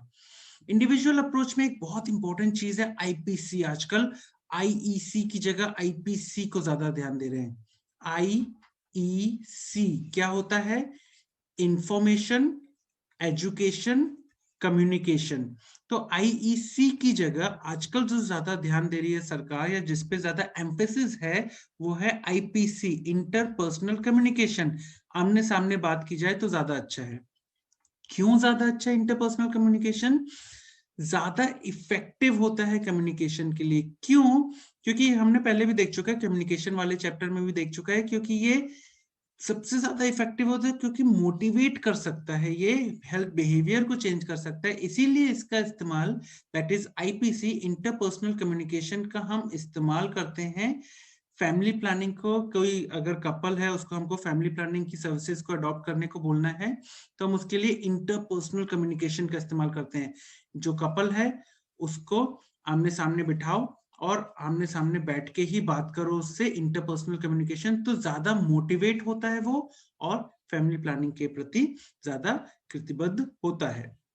उसके बाद आता है कि अगर किन्हीं कारणवश आप इंटरपर्सनल कम्युनिकेशन नहीं कर पा रहे हो, आमने सामने बैठ के बात नहीं कर पा रहे हो, लॉस्ट इंटरपर्सनल कम्युनिकेशन हो गया है, तो क्या कर सकते हो? अगर आप उस तक पहुंच नहीं पा रहे हो, तो हाँ, आप टेली कम्युनिकेशन के थ्रू भी उस चीज को पूरा कर सकते हो। तो ये भी आपको एक एमसीक्यू आया हुआ है, याद रखिएगा। जितने भी अंडरलाइन पार्ट आपको मिलेंगे हमारे नोट्स में और स्लाइड्स में, वो सभी पेजेस पीजी एंट्रेंस एग्जाम में पूछे गए एमसीक्यूज हैं। तो मेथड्स ऑफ हेल्थ एजुकेशन में 3 होती हैं। 3 में से सबसे पहले इंडिविजुअल अप्रोच हमने देख ली, उसमें पर्सनल कॉन्टैक्ट, होम विजिट्स हमने देख ली। सेकेंड और जो सबसे बड़ी है वो शुरू होती है, that is group approach. Group approach का मतलब क्या है? इंडिविजुअल अप्रोच में तो एक को ही पढ़ाना था। ग्रुप अप्रोच में क्या होता है कि बहुत सारे लोग हैं, बहुत सारे लोग हैं, बहुत सारे लोग हैं, बहुत सारे लोग हैं, उनको पढ़ाना है हमको, तो अलग अलग मेथड्स का इस्तेमाल करते हैं हम।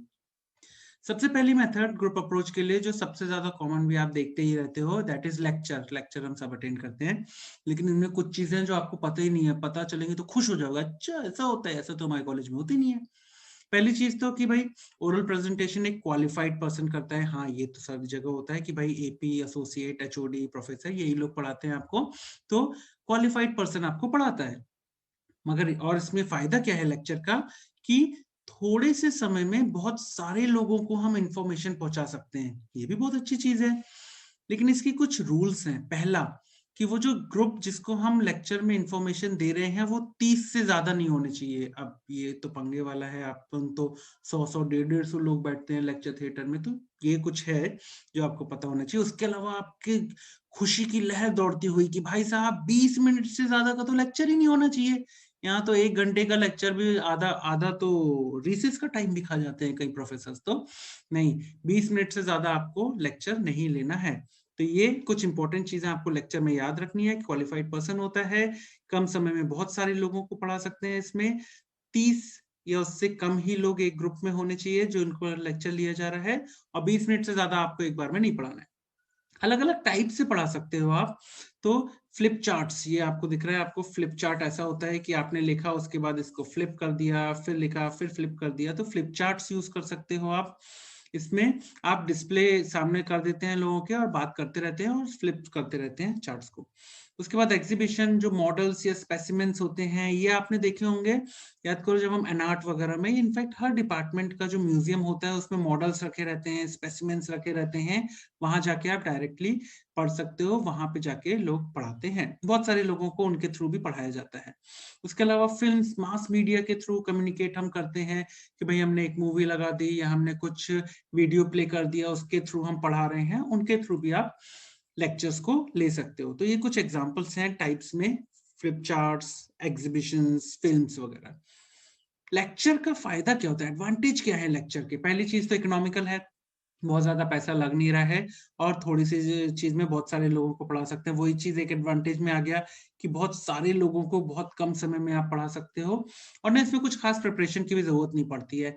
आपके सामने एक चॉक एंड बोर्ड रख दो, आपके सामने एक प्रोजेक्टर लगा दो, या बहुत ज्यादा रिसोर्सेज की जरूरत नहीं है, बहुत ज्यादा प्रिपरेशन की जरूरत नहीं है, बहुत आसानी से लेक्चर लिए जा सकते हैं। तो लेक्चर ग्रुप अप्रोच का सबसे पहला, और आपको पता होना चाहिए, बहुत सिंपल है, लेक्चर से ही मिलती है। ये तो 12 बजे वाली क्लास जो होती है आप लोग की, वो लेक्चर हो गया। सेमिनार भी होता है, सेमिनार वो जो 2 बजे लगता है ना अपना प्रैक्टिकल क्लास में, 2 बजे वो सेमिनार होते हैं। सेमिनार क्या होते हैं? क्लास ली जाती है 1 घंटे या 1 से 2 घंटे की, जिसमें स्मॉल ग्रुप ऑफ स्टूडेंट्स होते हैं। याद रखना, इसमें बहुत सारे लोग नहीं, छोटे छोटे ग्रुप बनाए जाते हैं स्टूडेंट्स को, जो कि जिनको बुलाया जाता है क्लास में डिस्कशन और लर्निंग करने के लिए, किसी एक स्पेसिफिक टॉपिक के लिए, under the guidance of teacher. तो जैसे कि ज्यादातर मेडिकल कॉलेजेस में होता है, भाई 2 बजे सेमिनार रूम में आ जाना है। सेमिनार रूम में हम बच्चों को बांट देते हैं, मान लो 20-20 के ग्रुप में हमने बच्चों को बांट दिया, फिर एक टॉपिक उनको दे दिया, वो उनको पढ़ा दिया, हमने टीच कर दिया, और उसके बाद उनसे डिस्कशन हो गया उस टॉपिक का। और इन सारी चीज में एक फैकल्टी बैठ के ये सारी चीजें करती रहती है, देखती रहती है, उनको पढ़ाती रहती है। दैट इज सेमिनार, जो दोपहर की 2 बजे वाली क्लास में ज्यादातर होता है, कि 1 से 2 घंटे की क्लास होती है, जिसमें बच्चों को छोटे छोटे ग्रुप्स में बांट दिया जाता है, एक टॉपिक दे दिया जाता है जो कि एक टीचर पढ़ा देता है, और फिर आपस में वो डिस्कस कर लेते हैं। That is seminar.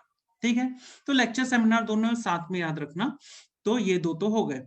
उसके बाद एक बहुत इंपॉर्टेंट चीज आती है, that is group discussion. Group discussion बहुत इंपॉर्टेंट है, याद रखना। इस पे अलग से शॉर्ट नोट आता है ग्रुप डिस्कशन पे। तो ग्रुप डिस्कशन का कुछ चीजें जो आपको पता होनी चाहिए। पहली चीज तो, आपने बहुत सारे लोगों को साथ में बिठा लिया, फेस टू फेस सिचुएशन में आपने उनको बिठा दिया, और उसके बाद बोला कि भाई साहब आपस में बकर बिछाओ या इंटरैक्ट करो किसी एक टॉपिक पे। तो ये क्या किया आपने, लोगों को सर्कल में बिठा दिया और बोला बकर बिछाओ। तो इसमें फायदा क्या होता है, इसमें ना फ्री एक्सचेंज ऑफ आइडियाज और ओपिनियंस होते हैं। कोई अच्छी बातें करता है, कोई बुरी बातें करता है, कोई अच्छा बोलता है, कोई बुरा बोलता है, सब अपने अपने ओपिनियंस रखते हैं, सब अपनी अपनी राय रखते हैं, सब अपने अपने आइडियाज रखते हैं, खूब लड़ाई झगड़ा होता है, सब कुछ होता है यहाँ पे। तो फ्री एक्सचेंज ऑफ आइडियाज और ओपिनियंस होते हैं, ये अच्छी बात है। और अच्छी बात क्या है इसकी, कि ना हेल्थ बिहेवियर और एटीट्यूड चेंज करने में भी ग्रुप डिस्कशन बहुत हेल्प करता है। क्योंकि ये भाई साहब मान लो बैठ के बस सुन रहे हैं, इसने बोला इसकी सुनी, इसने बोला इसकी सुनी, इसने बोला इसकी सुनी, इसका खुद ही का माइंड चेंज हो गया, भाई शायद लोग ही सही हैं, मैं ही गलत हूँ। तो ग्रुप डिस्कशन में ना बहुत सारे बिहेवियर चेंज होते हैं, एटीट्यूड चेंज होते हैं, बहुत इंपॉर्टेंट होता है, बहुत इफेक्टिव भी होता है ये ग्रुप डिस्कशन कराना। अब ग्रुप डिस्कशन में कुछ चीजें आपको याद रखनी है। पहली चीज तो ना, एक ग्रुप लीडर होता है, एक ग्रुप लीडर होता है, अलग ही बैठा रहता है। वो क्या करता है, वो ना इन लोगों के बीच में जाता है और इनिशिएट करता है सब्जेक्ट को कि भाई ये हमारा टॉपिक है, इस पे हम बकर बिछाएंगे। उसके बाद बाहर बैठ के ना लोगों को इनकरेज करता रहता है, अरे भाई तुम चुप क्यों बैठे हो। जैसे फॉर एग्जांपल ये बोल नहीं रहा तो इसको धक्का दे, भाई तू भी कुछ बोल, भाई तू भी कुछ बोल, भाई तू भी कुछ बोल।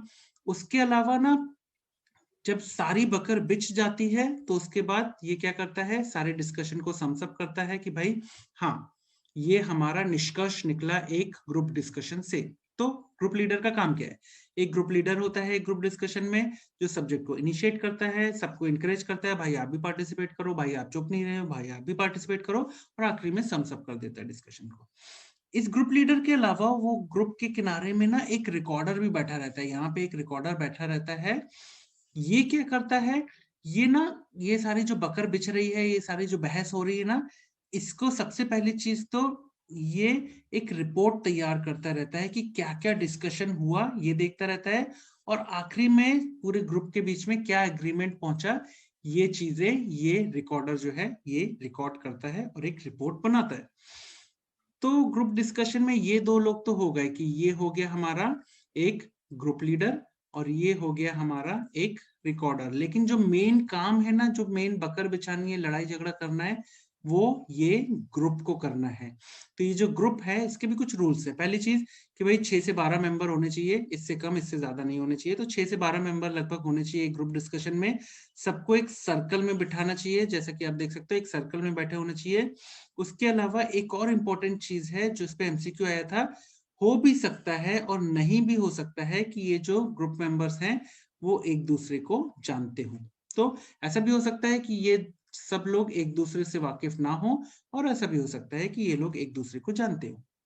तो ये होता है आपका ग्रुप डिस्कशन में कि भाई एक ग्रुप होता है 6 से 12 मेंबर्स को, 6 से 12 लोग को अपने सर्कल में बिठा दिया, और उसके बाद ग्रुप लीडर आया, उसने एक सब्जेक्ट को इनिशिएट किया, और फिर लोग अपनी अपनी राय दी, अपने अपने आइडियाज दिए, अपने अपने ओपिनियंस दिए, लड़ाई झगड़ा हुआ, और जो कम बोल रहा है उसको इनकरेज किया इसने, आखिरी में सम सब किया डिस्कशन को। जो रिकॉर्डर है उसने रिपोर्ट तैयार की कि क्या क्या डिस्कशन हुआ, क्या क्या एग्रीमेंट हुआ, किस चीज पे वो एग्री हुए। अब ये एक इंपॉर्टेंट आपको यहाँ पे दिख रहा है। फॉर एग्जाम्पल यहाँ पे देखो, हमने 8 लोगों को बिठाया है, हमने यहाँ 8 लोगों को बिठाया और उनसे बोला कि भाई आप लोग डिस्कशन करो एक टॉपिक पे। ये एक ग्रुप था। यहाँ दूसरे ग्रुप में भी हमने 8 लोगों को बिठाया और हमने कहा कि भाई आप लोग डिस्कशन करो एक टॉपिक पे।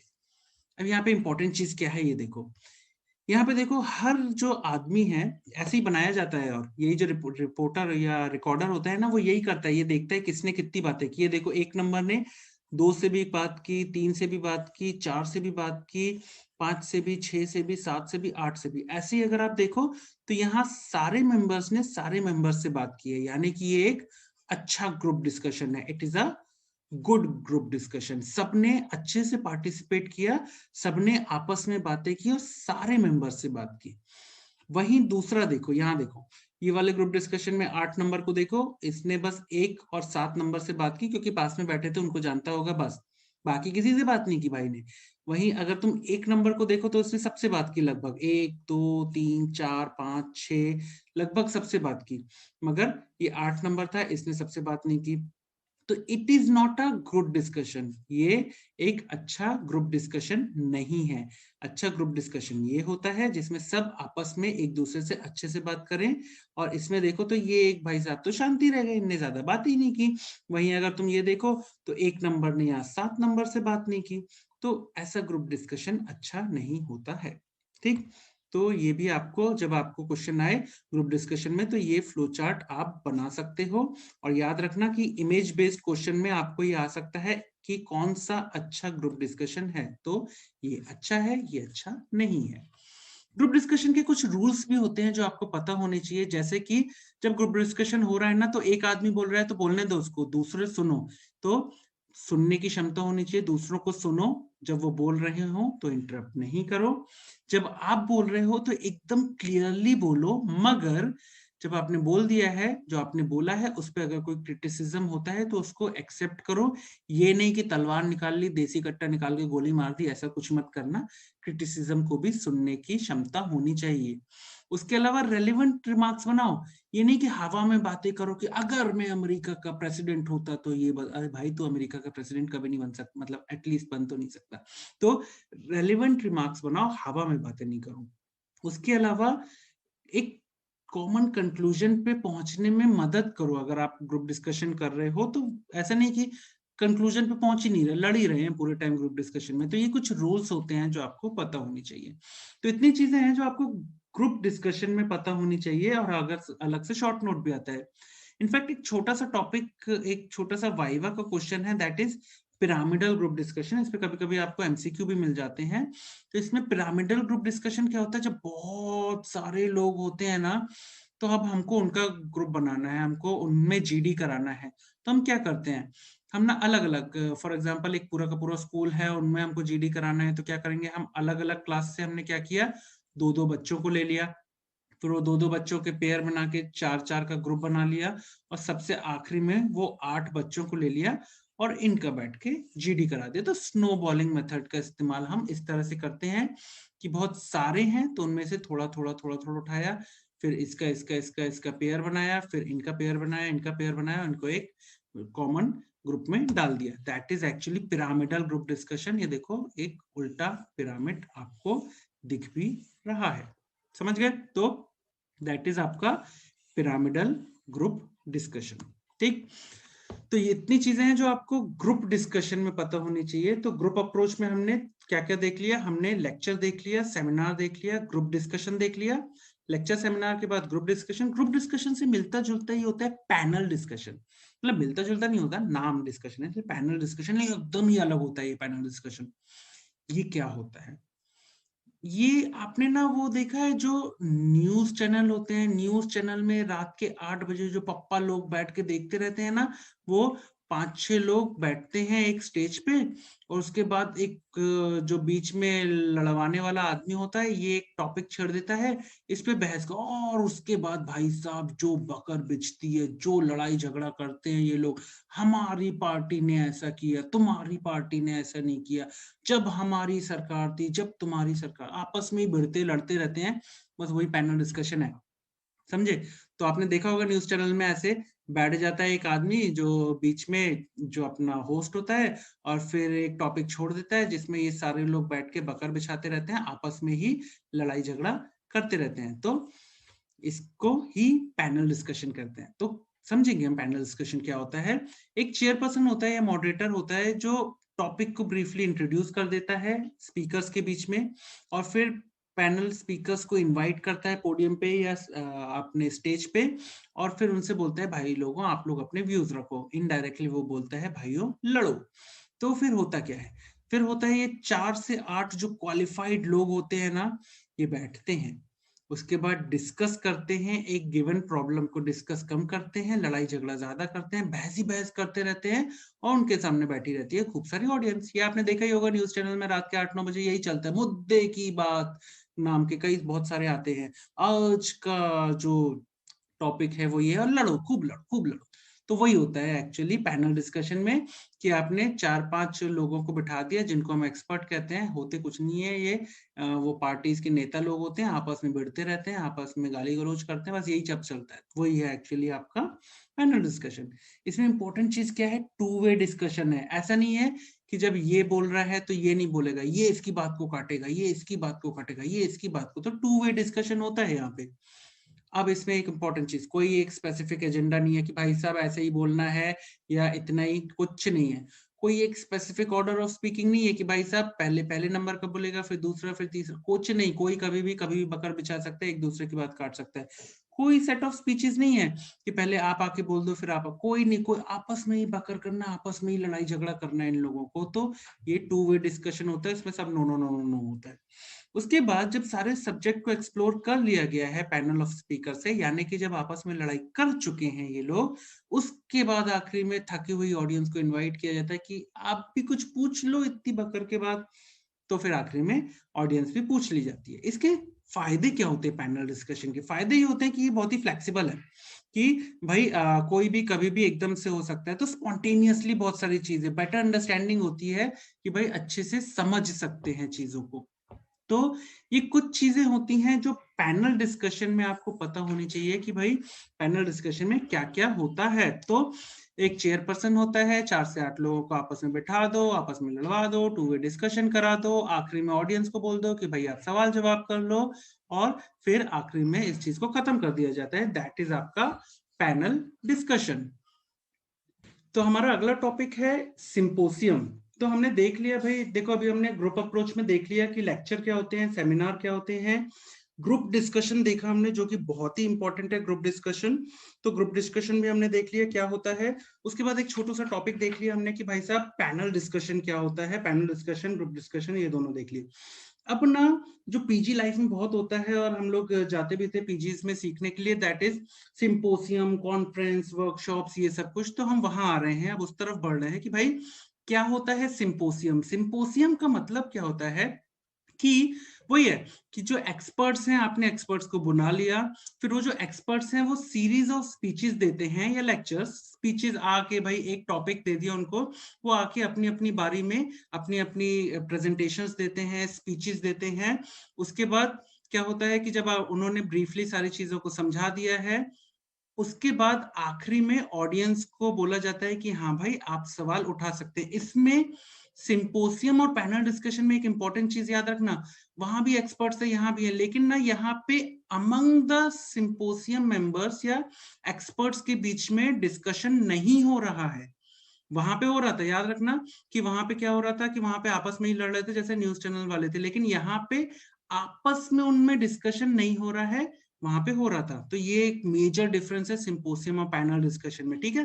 फिर यहाँ पे भी वही होता है कि आखिरी में चेयरमैन समरी कर सम सब करता है कि भाई जो पूरा का पूरा सेशन था उसमें क्या क्या हुआ। और ये बहुत अच्छी चीज होती है इंटीग्रेटेड टीचिंग के लिए। इनफैक्ट अभी अंडर ग्रेजुएट लेवल पे इंटीग्रेटेड टीचिंग हमने शुरू भी करवाई है ज्यादातर मेडिकल कॉलेजेस में, कि फर्स्ट ईयर में ही फाइनल ईयर के सब्जेक्ट्स के टीचर्स आके भी थोड़ा थोड़ा पढ़ाएंगे कि कॉमन जो नॉर्मल फिजियोलॉजी है, नॉर्मल फिजियोलॉजी में ही आपको उस बीमारी को भी बता दिया जाएगा कि भाई हार्ट की फिजियोलॉजी आपने नॉर्मल नॉर्मल पढ़ाई है तो हार्ट से रिलेटेड बीमारी मेडिसिन वाला आके पढ़ा देगा। तो इंटीग्रेटेड टीचिंग आजकल मेडिकल एजुकेशन में बहुत ज्यादा आ रही है। तो सिंपोसियम में इतनी चीजें आपको पता है कि भाई एक्सपर्ट्स हैं, एक्सपर्ट्स को आपने बुलाया, उनको स्पीचेस दी, उन्होंने एक टॉपिक के बारे में ब्रीफली सारी चीजें बता दी, आपस में कोई डिस्कशन नहीं किया। जब सबकी स्पीचेस खत्म हो गई तो आखिरी में ऑडियंस से पूछा कि भाई आप सवाल उठा सकते हैं। उसके बाद जो चेयरमैन है उसने सारी सम्स अप करता है पूरे के पूरे सेशन को, और आखिरी में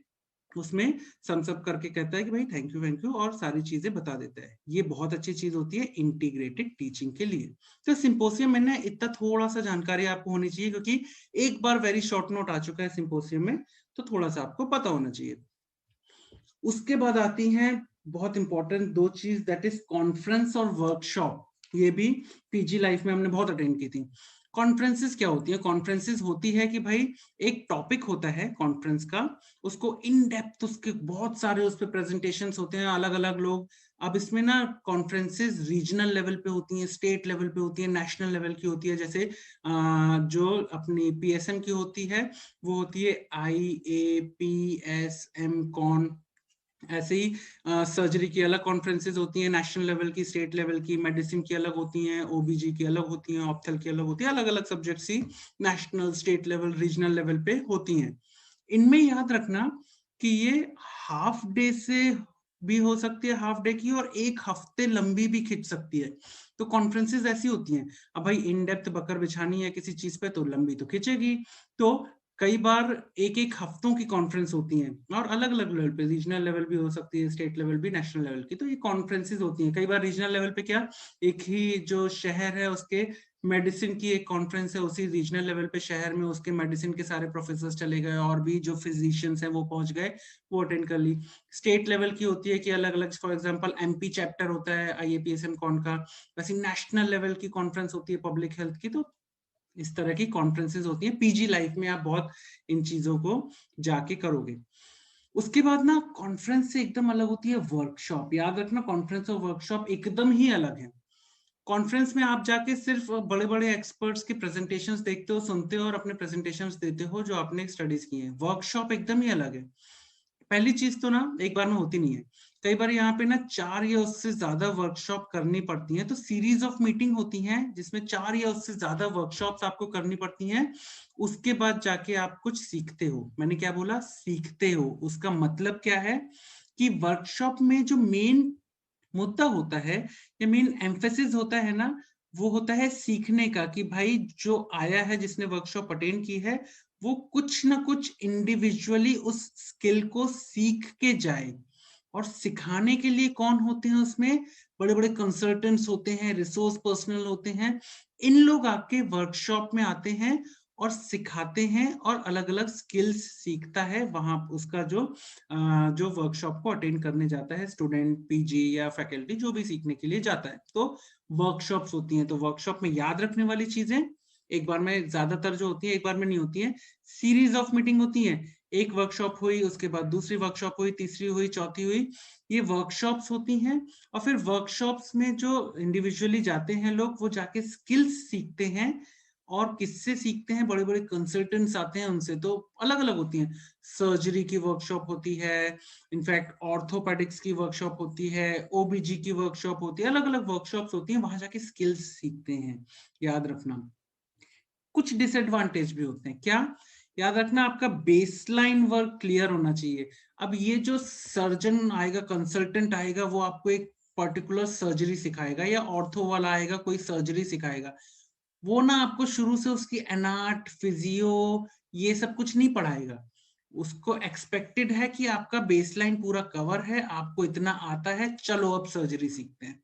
तो ये उसके कुछ डिसएडवांटेज में भी है कि कोई अगर कोई महाज्ञानी नहीं है और कोई बेचारा सीधा साधा फर्स्ट ईयर पीजी पहुंच गया वर्कशॉप अटेंड करने, तो उसको तो सपाट ही नहीं पड़ेगी कुछ क्या हो रहा है आसपास, क्योंकि एकदम थोड़े ऊंचे लेवल की होती है। तो वर्कशॉप्स में ये कुछ पंगे हैं। तो याद रखना, कॉन्फ्रेंस और वर्कशॉप में ये फर्क होता है। कॉन्फ्रेंस में रीजनल, स्टेट, नेशनल लेवल पे इनमें आप प्रेजेंटेशंस वगैरह देखते हो, वर्कशॉप में आप करके सीखते हो। ये बहुत इंपॉर्टेंट है कि वर्कशॉप में आप करके सीखते हो, ये चीज ध्यान रखना। उसके बाद आता है एक बहुत अच्छा है रोल प्ले। रोल प्लेइंग हमने सभी ने देखा है कि नुक्कड़ नाटक वगैरह जैसे सड़क पे जो ड्रामास वगैरह करते हैं, तो रोल प्लेइंग में होता क्या, एक सोशल ड्रामा किया जाता है। कैसे? आपने देखा होगा ना, रोड साइड ड्रामास वगैरह करते हैं, वो कैसे होता है? इसमें होता क्या है, जैसे कुछ सिचुएशंस हैं, वो जो सिचुएशंस है ना, उनको आप शब्दों में बयां नहीं कर सकते हो, उनको ना आपको करके दिखाना पड़ता है, ड्रामेटाइज करना पड़ता है। तो एक ग्रुप होता है जो उसको नाटक के तौर पे करके दिखाता है लोगों के सामने। तो जब लोगों को आंखों देखी फिर से उस सिचुएशंस को क्रिएट करके देखते हैं ना, तो बहुत अच्छे से समझ पाते हैं। That is actually role playing. इसमें याद रखना, आइडियल साइज जो होता है करीब 25 का होता है। तो रोल प्लेइंग क्या होता है? एक तरह का सोशल ड्रामा किया जाता है जिसमें सिचुएशंस को क्रिएट की जाती हैं और उसको ड्रामेटाइज करके लोगों के सामने प्रस्तुत किया जाता है। आइडियल साइज जो होता है किसी ग्रुप का जो सोशल ड्रामा या रोल प्लेइंग कर रहे हैं, वो करीब 25 का होता है। ये एक तरह का, हमने पढ़ा था ग्रुप डिस्कशन, उसी तरह का होता है, एक तरह का ग्रुप डिस्कशन ही होता है। इस पे आपको एक एमसीक्यू आया है, तो थोड़ा ध्यान रखिएगा। अच्छी बात क्या है इसकी, जितने भी सोशल प्रॉब्लम्स वगैरह हैं उनको आप रोड पे जाके नुक्कड़ नाटक करके आप रोड पे करके दिखा सकते हो, सोशल प्रॉब्लम्स को डिस्कस कर सकते हो, बहुत सारे लोगों तक बहुत कम समय में पहुंच जाती है। उसके अलावा बहुत इंपॉर्टेंट एजुकेशनल टूल है स्कूल चिल्ड्रंस के लिए, कि भाई स्कूल चिल्ड्रन के लिए भी बहुत अच्छी चीज ये होती है। तो रोल प्लेइंग की अगर आप बात करो, तो रोल प्लेइंग में इतनी चीजें हैं जो आपको पता होनी चाहिए। फिर रोल प्लेइंग की जैसा ही एक और आता है, दैट इज डिमॉन्स्ट्रेशन। डिमॉन्स्ट्रेशन में क्या हो रहा है? शब्द में ही अर्थ छुपा है। डिमॉन्स्ट्रेशन इज डिमॉन्स्ट्रेट करके दिखा रहे हो आप।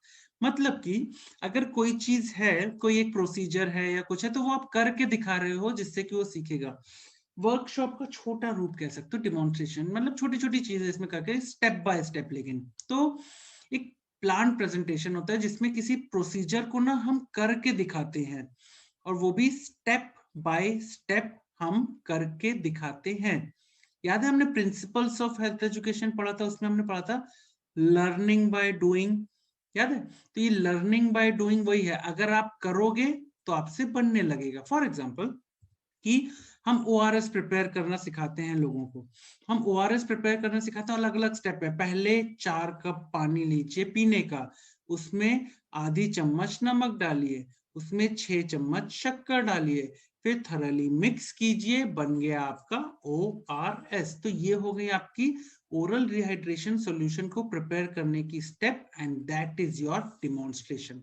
या हम एनवायरमेंट वाले चैप्टर में पढ़ेंगे, एनवायरमेंट वाले चैप्टर में पढ़ेंगे हम steps of disinfection of well. तो अलग अलग स्टेप्स होती हैं उसकी, स्टेप बाय स्टेप हम सीखते हैं। तो यही होता है आपका डिमॉन्स्ट्रेशन, कि कोई प्रोसीजर को स्टेप बाय स्टेप आप लोगों के सामने करके दिखाते हो, फिर लोग उसको करके सीखते हैं। ये बहुत अच्छी मेथड है अर्बन स्लम्स में लोगों को सिखाने की। जो शहरी क्षेत्र होते हैं ना, शहरी घनी आबादी वाले, जहाँ पे स्लम्स झुग्गी झोपड़ी बहुत ज्यादा होती हैं, वहां पे सिखाने के लिए बहुत अच्छी होती है, क्योंकि लोगों को आप पढ़ाते रहो उनको कछु समझ में नहीं आएगा, उनको करके दिखाओ और फिर वो खुद करके देखें उसको, तो बहुत अच्छे से बनने लगता है। ठीक, तो ये चीज आपको डिमॉन्स्ट्रेशन में याद रखनी है। उसके अलावा एक और है कोलोक्वी टाइप की। इसमें ना आप एक चीज याद रखना कि ये भी हेल्थ एजुकेशन की एक मेथड्स में ही होता है। इसमें अलग अलग आप सेशंस रखते हो, अलग अलग सेशंस में आप जो सवाल है उसके जवाब ढूंढते हो, और फिर मल्टीपल सेशंस के बाद आप एक फाइनल कंक्लूजन पे पहुंचते हो। और इसमें एक MCQ जो आ सकता है वो है कि मेन इंचार्ज कौन होता है, तो वो इंटरलॉक्यूटर एक होता है, वो मेन इंचार्ज होता है कोलोक्वी का। तो ये कभी आया नहीं है, आपको MCQ अगर आ जाए तो आपको पता होना चाहिए। तो इतनी चीजें आपको मेथड्स ऑफ हेल्थ एजुकेशन में पता होनी चाहिए। मेथड्स ऑफ हेल्थ एजुकेशन जो हमने देखा वो कितनी थी, उसमें सबसे पहली चीज तो आपको देखनी चाहिए कि मेथड्स ऑफ हेल्थ एजुकेशन जो है उसमें कितनी चीजें थी। एटलीस्ट आपको 9 तो याद होनी चाहिए। तो 9 कैसे याद करेंगे? याद है, पहले 2 तो हमको याद थे, पहले 2 तो एक जैसे थे, कौन सा? लेक्चर और सेमिनार। ये 2 तो हम कॉलेज में ही देखते हैं तो हमको पता ही है। उसके बाद थर्ड और फोर्थ भी एक जैसे नाम के थे, कौन सा? ग्रुप डिस्कशन और पैनल डिस्कशन। ये दोनों भी एक जैसे नाम के थे तो आपको पता होगा। फिर जो पांचवा और पांचवा छठवा सातवां था, पांचवा छठवा और सातवां, ये हम PG लाइफ में ये तीनों चीजें अटेंड करते हैं, दैट इज सिंपोसियम, उसके बाद कॉन्फ्रेंस और उसके बाद वर्कशॉप। ये तीनों चीजें हम PG में करते हैं। उसके बाद 8वां और 9वां एक जैसा था। 8वें में आप रोल प्ले करके दिखा रहे हो लोगों के सामने, और 9वें में आप डिमॉन्स्ट्रेट करके दिखा रहे हो लोगों के सामने। तो ये 9 आपको एक जैसे याद होने चाहिए। पहला और दूसरा आपने एक साथ कर लिया, दैट इज लेक्चर और सेमिनार। तीसरा और चौथा साथ में कर लिया, that is group discussion panel discussion. पांचवा छठवा सातवां जो PG लाइफ में करते हैं अटेंड, दैट इज सिंपोसियम कॉन्फ्रेंस और वर्कशॉप। 8वां और 9वां जो आप लोगों के सामने करके दिखाते हो, दैट इज रोल प्लेइंग और डिमॉन्स्ट्रेशन। तो ये सारी चीजें आपको ग्रुप अप्रोच में पता होनी चाहिए, तो ऐसे आप याद कर सकते हो। उसके बाद तीसरा जो हमने मेथड्स ऑफ हेल्थ एजुकेशन में, पहला इंडिविजुअल अप्रोच, दूसरा ग्रुप अप्रोच, तीसरे नंबर पे आता है कौन सा? मास अप्रोच। मास अप्रोच में क्या होता है? मास अप्रोच क्या होता है? जब बहुत सारे लोगों तक आप कम समय में पहुंच पा रहे हो। किनके माध्यम से पहुंचते हो? टीवी के माध्यम से आप पहुंच सकते हो कि भैया टीवी जो होता है मोस्ट पॉपुलर मीडिया होता है मास एजुकेशन के लिए, ये तो आपको पता है, कम समय में बहुत सारे लोगों तक पहुंच गया।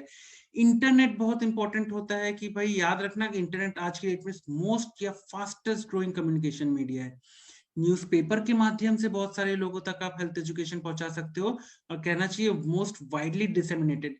बहुत जहां तक कुछ नहीं पहुंच सकता, जहां इंटरनेट नहीं पहुंच पाया है, टेलीविजन नहीं, वहां भी न्यूज़पेपर कई बार पहुंच चुका है। बहुत वाइडली डिसेमिनेटेड तरीका है। उसके अलावा भी कुछ है, जैसे प्रिंटेड मटेरियल है, मैगजीन, पैम्फलेट्स, बुकलेट्स के थ्रू आप हेल्थ एजुकेशन दे सकते हो बहुत सारे लोगों को। डायरेक्ट आप मेल कर सकते हो, फोल्डर्स या बुकलेट को डायरेक्टली सेंड कर दो किसी को, जिससे कि वो पढ़ ले। पोस्टर्स बहुत इंपॉर्टेंट होते हैं मास अप्रोच में। आप पोस्टर्स चिपका दो, बड़े बड़े पोस्टर्स। आप जो डिस्ट्रिक्ट हॉस्पिटल्स वगैरह के सामने से निकलोगे तो बड़े बड़े बच्चे दो ही अच्छे, जननी सुरक्षा योजना, स्वच्छ भारत अभियान, सब लगे रहते हैं पोस्टर्स। इसमें एक वाइवा में बहुत इंपॉर्टेंट चीज पूछी जाती है, पोस्टर कहाँ चिपकाने चाहिए? तो जो साइट होती है पोस्टर्स की, वो ऐसी जगह होती है होनी चाहिए जहां पे इंसान थोड़ी देर बैठ के समय स्पेंड कर सके। अब कैसी जगह, जैसे कि बस स्टॉप, जब तक बस नहीं आई भाई साहब तो बैठेंगे ही दाएं बाएं अपने फोन के अलावा, अगर देखेंगे कहीं तो पोस्टर दिख जाएगा। रेलवे स्टेशन पे भाई साहब बैठे हैं ट्रेन के इंतजार में, यहाँ वहां देख रहे हैं तो दिख जाएगा पोस्टर उसको। या हॉस्पिटल्स, इनफैक्ट हॉस्पिटल में इंतजार कर रहे हैं तो पोस्टर से चलो पढ़ लेते हैं यार ये क्या है। तो ये अब ये पोस्टर्स जो होते हैं ये बहुत इंपॉर्टेंट होते हैं, और इनको क्या कहते हैं हम, आईईसी मटेरियल के तौर पे ये इस्तेमाल किया जाता है। I is for information, E is for education and C is for communication. IEC material भी इसको कहते हैं। उसके अलावा आपको मास एजुकेशन के लिए फोक मीडिया भी है आपको, कि आप ड्रामास कर सकते हो, पपेट शोज कर सकते हो, ये सारी चीजें भी होती है मास अप्रोच में, बहुत सारे लोगों के सामने कम समय में आप कर सकते हो। तो this was your mass approach. उसके बाद अगर हम बात करें मास अप्रोच के फायदे क्या, नुकसान क्या, फायदा यह है कि लोगों की लोकल नीड्स के हिसाब से होता है कि ऐसा नहीं है कि आपने कुछ भी उठा के उस पर पिक्चर बना के लोगों की जरूरत के हिसाब से ही मास मीडिया बनाया जाता है। और बहुत इंपॉर्टेंट चीज की बहुत सारे लोगों तक बहुत कम समय में पहुंच जाता है, और क्योंकि उनकी लोकल नीड के हिसाब से है इसलिए वो अटेंशन भी पा लेता है। मास मीडिया में एक और चीज करना कि बहुत रिमोट एरियाज जो है ना, जहां इंसान नहीं पहुंच पाता वहां मास मीडिया पहुंच जाता है, तो वहां तक भी आप जानकारी दे सकते हो, ट्रांसमिट कर सकते हो मैसेज को। और सबसे आखिरी में कि काफी इन्फ्लुएंशियल किनके लिए होता है, एवरेज या बिलो एवरेज एजुकेटेड पीपल जो होते हैं ना, जैसे गरीब लोग जो होते हैं उनके लिए बहुत इंपॉर्टेंट है। क्योंकि जो रईस है ना वो पोस्टर के सामने 50 बार निकल जाएगा, वो कभी ध्यान नहीं देगा, लेकिन एक गरीब रुक के देखेगा क्या लिखा है, पढ़ तो लेते हैं। तो एवरेज और बिलो एवरेज एजुकेशन वालों के लिए बहुत अच्छी चीज होती है। डिसएडवांटेज भी है, वन वे कम्युनिकेशन है, पोस्टर में कुछ लिखा है या पिक्चर पे कुछ बताया जा रहा है, उसको आप पलट के बोल थोड़े से शाहरुख खान भैया या अक्षय कुमार भैया ये जो आप बोल रहे हैं क्या सच में होता है? नहीं भैया, वन वे कम्युनिकेशन है, इसलिए आप पलट के उनसे कुछ नहीं पूछ सकते, पोस्टर से आप बातें नहीं कर सकते हो, तो वन वे कम्युनिकेशन है, ये बुराई है। डिस्टॉर्टेड इंफॉर्मेशन भी होती है भाई, पिक्चर देखने गया, पिक्चर के बीच में किसी ने वो लंग कैंसर वाला या स्मोकिंग से मोरल कैंसर वाला एक वीडियो चला दिया, उसने कुछ सुना, घर पे आके कुछ बताया, घर वालों ने पड़ोसी को, डिस्टॉर्टेड इंफॉर्मेशन हो जाती है, वो भी खराबी है। इसीलिए उतनी इफेक्टिव नहीं होती है कोई बिहेवियर को चेंज करने के लिए। तो ये कुछ डिसएडवांटेजेस हैं मास अप्रोच के। उसके बाद आपको कुछ ऑफिशियल एजेंसीज के नाम अगर आपको अपने आंसर में लिखना हो तो आप लिख सकते हो, वैसे उतने इंपॉर्टेंट नहीं है ना। वाइवा में मैंने आज तक किसी को पूछा कि देखा कि पूछते हुए, ना ही इस पे कोई अलग से क्वेश्चन है। फिर भी हेल्थ एजुकेशन से रिलेटेड इंटरनेशनल लेवल पे कौन कौन सी एजेंसीज होती हैं, तो international union of health education है, हेडक्वार्टर इसका पेरिस में है। उसके अलावा south east Asia regional bureau है इसका, जिसका हेडक्वार्टर बैंगलोर में है। वर्ल्ड हेल्थ ऑर्गेनाइजेशन का भी health education and health promotion division भी इंटरनेशनल लेवल पे हेल्थ एजुकेशन की एजेंसी है। अगर हम सेंट्रल लेवल या नेशनल लेवल की बात करें तो जनरल हेल्थ एजुकेशन ब्यूरो है, जो ministry of health and family welfare के तहत है, न्यू दिल्ली में। स्टेट लेवल की बात करें तो हर स्टेट में स्टेट हेल्थ एजुकेशन ब्यूरो होता है, जो कि डायरेक्टरेट ऑफ हेल्थ सर्विसेज के अंडर में होता है। कुछ अदर ऑफिशियल एजेंसीज हैं जो हेल्थ एजुकेशन में काफी अहम रोल प्ले करती हैं, जैसे directorate of advertising and visual publicity. उसके अलावा प्रेस इंफॉर्मेशन ब्यूरो होता है। उसके अलावा दूरदर्शन और ऑल इंडिया रेडियो, ये भी इंपॉर्टेंट है।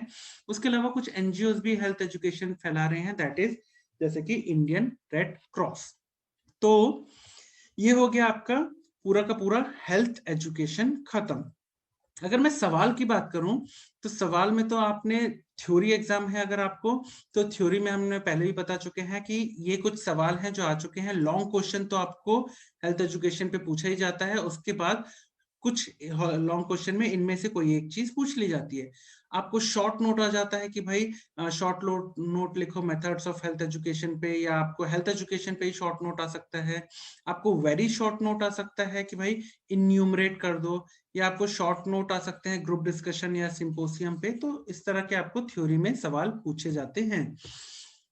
जितने भी हमको अंडरलाइन पार्ट मिलेंगे हमारे नोट्स या स्लाइड्स में, वो समझ जाना कि वो सारे वेरियस पीजी एंट्रेंस से पूछे गए एमसीक्यूज हैं। वाइवा में एक बहुत इंपॉर्टेंट सवाल ये पूछा जाता है कि डिफाइन करो भाई, कि भाई हेल्थ एजुकेशन का मतलब क्या होता है, तो आप ये जॉन एम लास्ट की डेफिनेशन बता सकते हो।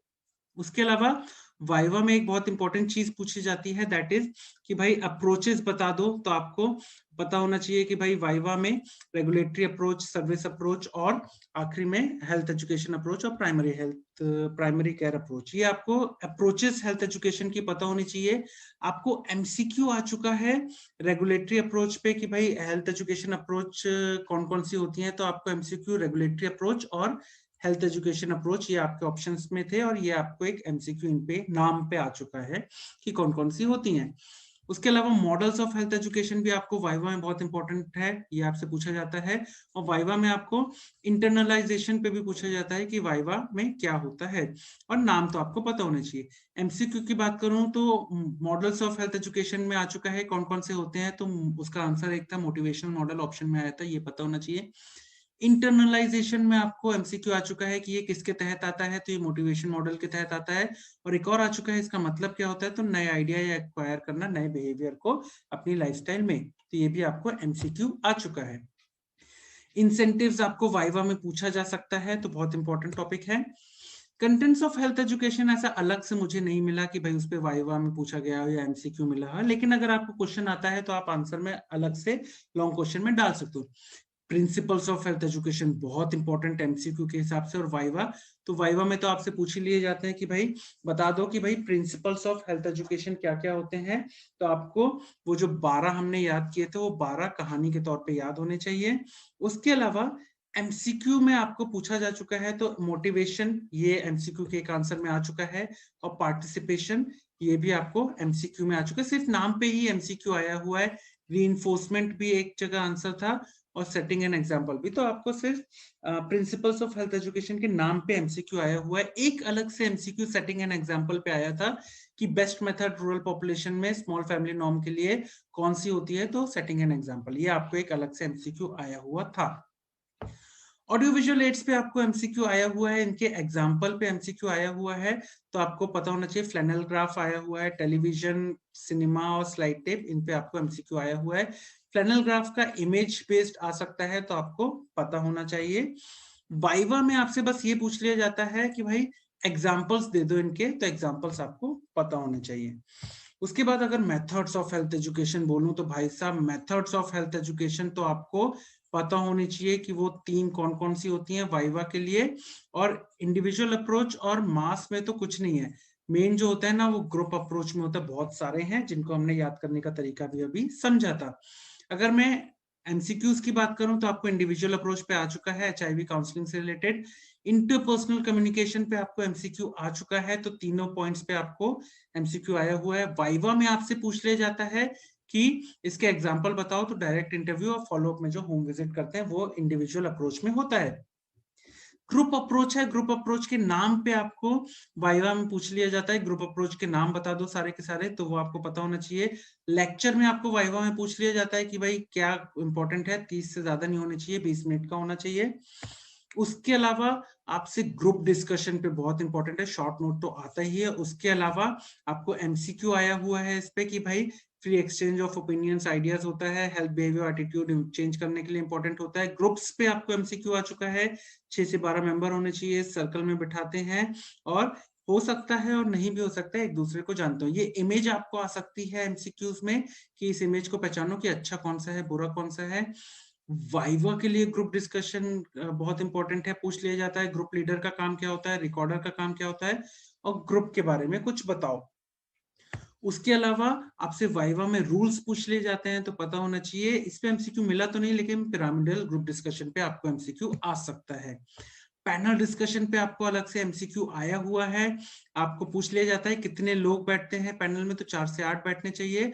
और आपको ये भी पूछा गया है एमसीक्यू की किस तरह का होता है टू वे डिस्कशन, और क्या नो नो नो है, तो कोई ये भी आपको एमसीक्यू आया है, कोई सेट ऑफ स्पीचेस नहीं, कोई ऑर्डर ऑफ स्पीकिंग नहीं, और ऑडियंस सवाल पूछ सकती है, तो ये भी आपको एमसीक्यू आया हुआ है। वाइवा के लिए आपको बहुत इंपॉर्टेंट है, आपसे एग्जाम्पल के तौर पे पूछ लिए जाते हैं, तो वही आप न्यूज वाला बता देना कि न्यूज में बैठा के लड़वाते रहते हैं। सिम्पोसियम में आपको अलग से शॉर्ट नोट आया हुआ है, तो आपको सिंपोसियम देखना है कि क्या होता है। उसके बाद आपको कॉन्फ्रेंसेज और वर्कशॉप के बीच में डिफरेंस पूछ लिया जाता है, तो कॉन्फ्रेंसेज और वर्कशॉप के बीच में डिफरेंसेस आपको वाइवा में पता होना चाहिए। वर्कशॉप पे आपको एमसीक्यू आया हुआ है कि कितनी, तो 4 या उससे ज्यादा सीरीज में होती हैं।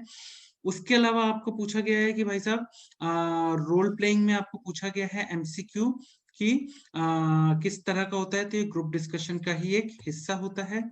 डिमॉन्स्ट्रेशन आपको वाइवा में पूछ लिया जाता है कि उसके एग्जांपल्स बताओ, तो ओरल रिहाइड्रेशन सॉल्यूशन बनाना और डिसइंफेक्शन ऑफ वेल भी होता है।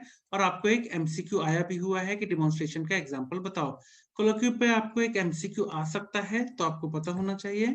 उसके अलावा मास अप्रोच आपसे वाइवा में इसके एग्जांपल्स पूछ ले जाते हैं, और आपको एक एमसीक्यू आया है कि मोस्ट पॉपुलर अप्रोच कौन सा है, तो आपको पता होना चाहिए। एडवांटेजेस पे भी आपको एमसीक्यू आए हुए हैं दो, कि आपको पूछा गया है कि मोस्ट वाइडली पॉपुलर, जो कि शॉर्ट टाइम में बहुत सारे लोगों को, और उसके बाद बिलो एवरेज और एवरेज एजुकेटेड पीपल के लिए कौन सी है, तो मास अप्रोच है। डिसएडवांटेज पे भी एक एमसीक्यू आया हुआ है, तो डिस्टॉर्टेड इंफॉर्मेशन होती है, ये आपको पता होना चाहिए। वाइवा में आपसे एडवांटेजेस और डिसएडवांटेजेस दोनों पूछ सकते हैं, ठीक। Official agencies of health education पे अलग से सवाल नहीं आया है, तो अगर आप नहीं करना चाहो तो इसको स्किप कर सकते हो। फिर भी नाम एटलीस्ट एक एक तो सबके कर लेना, तो अच्छा रहेगा। तो इतनी चीजें हैं जो आपको हेल्थ एजुकेशन के बारे में पता ही होनी चाहिए। Thank you.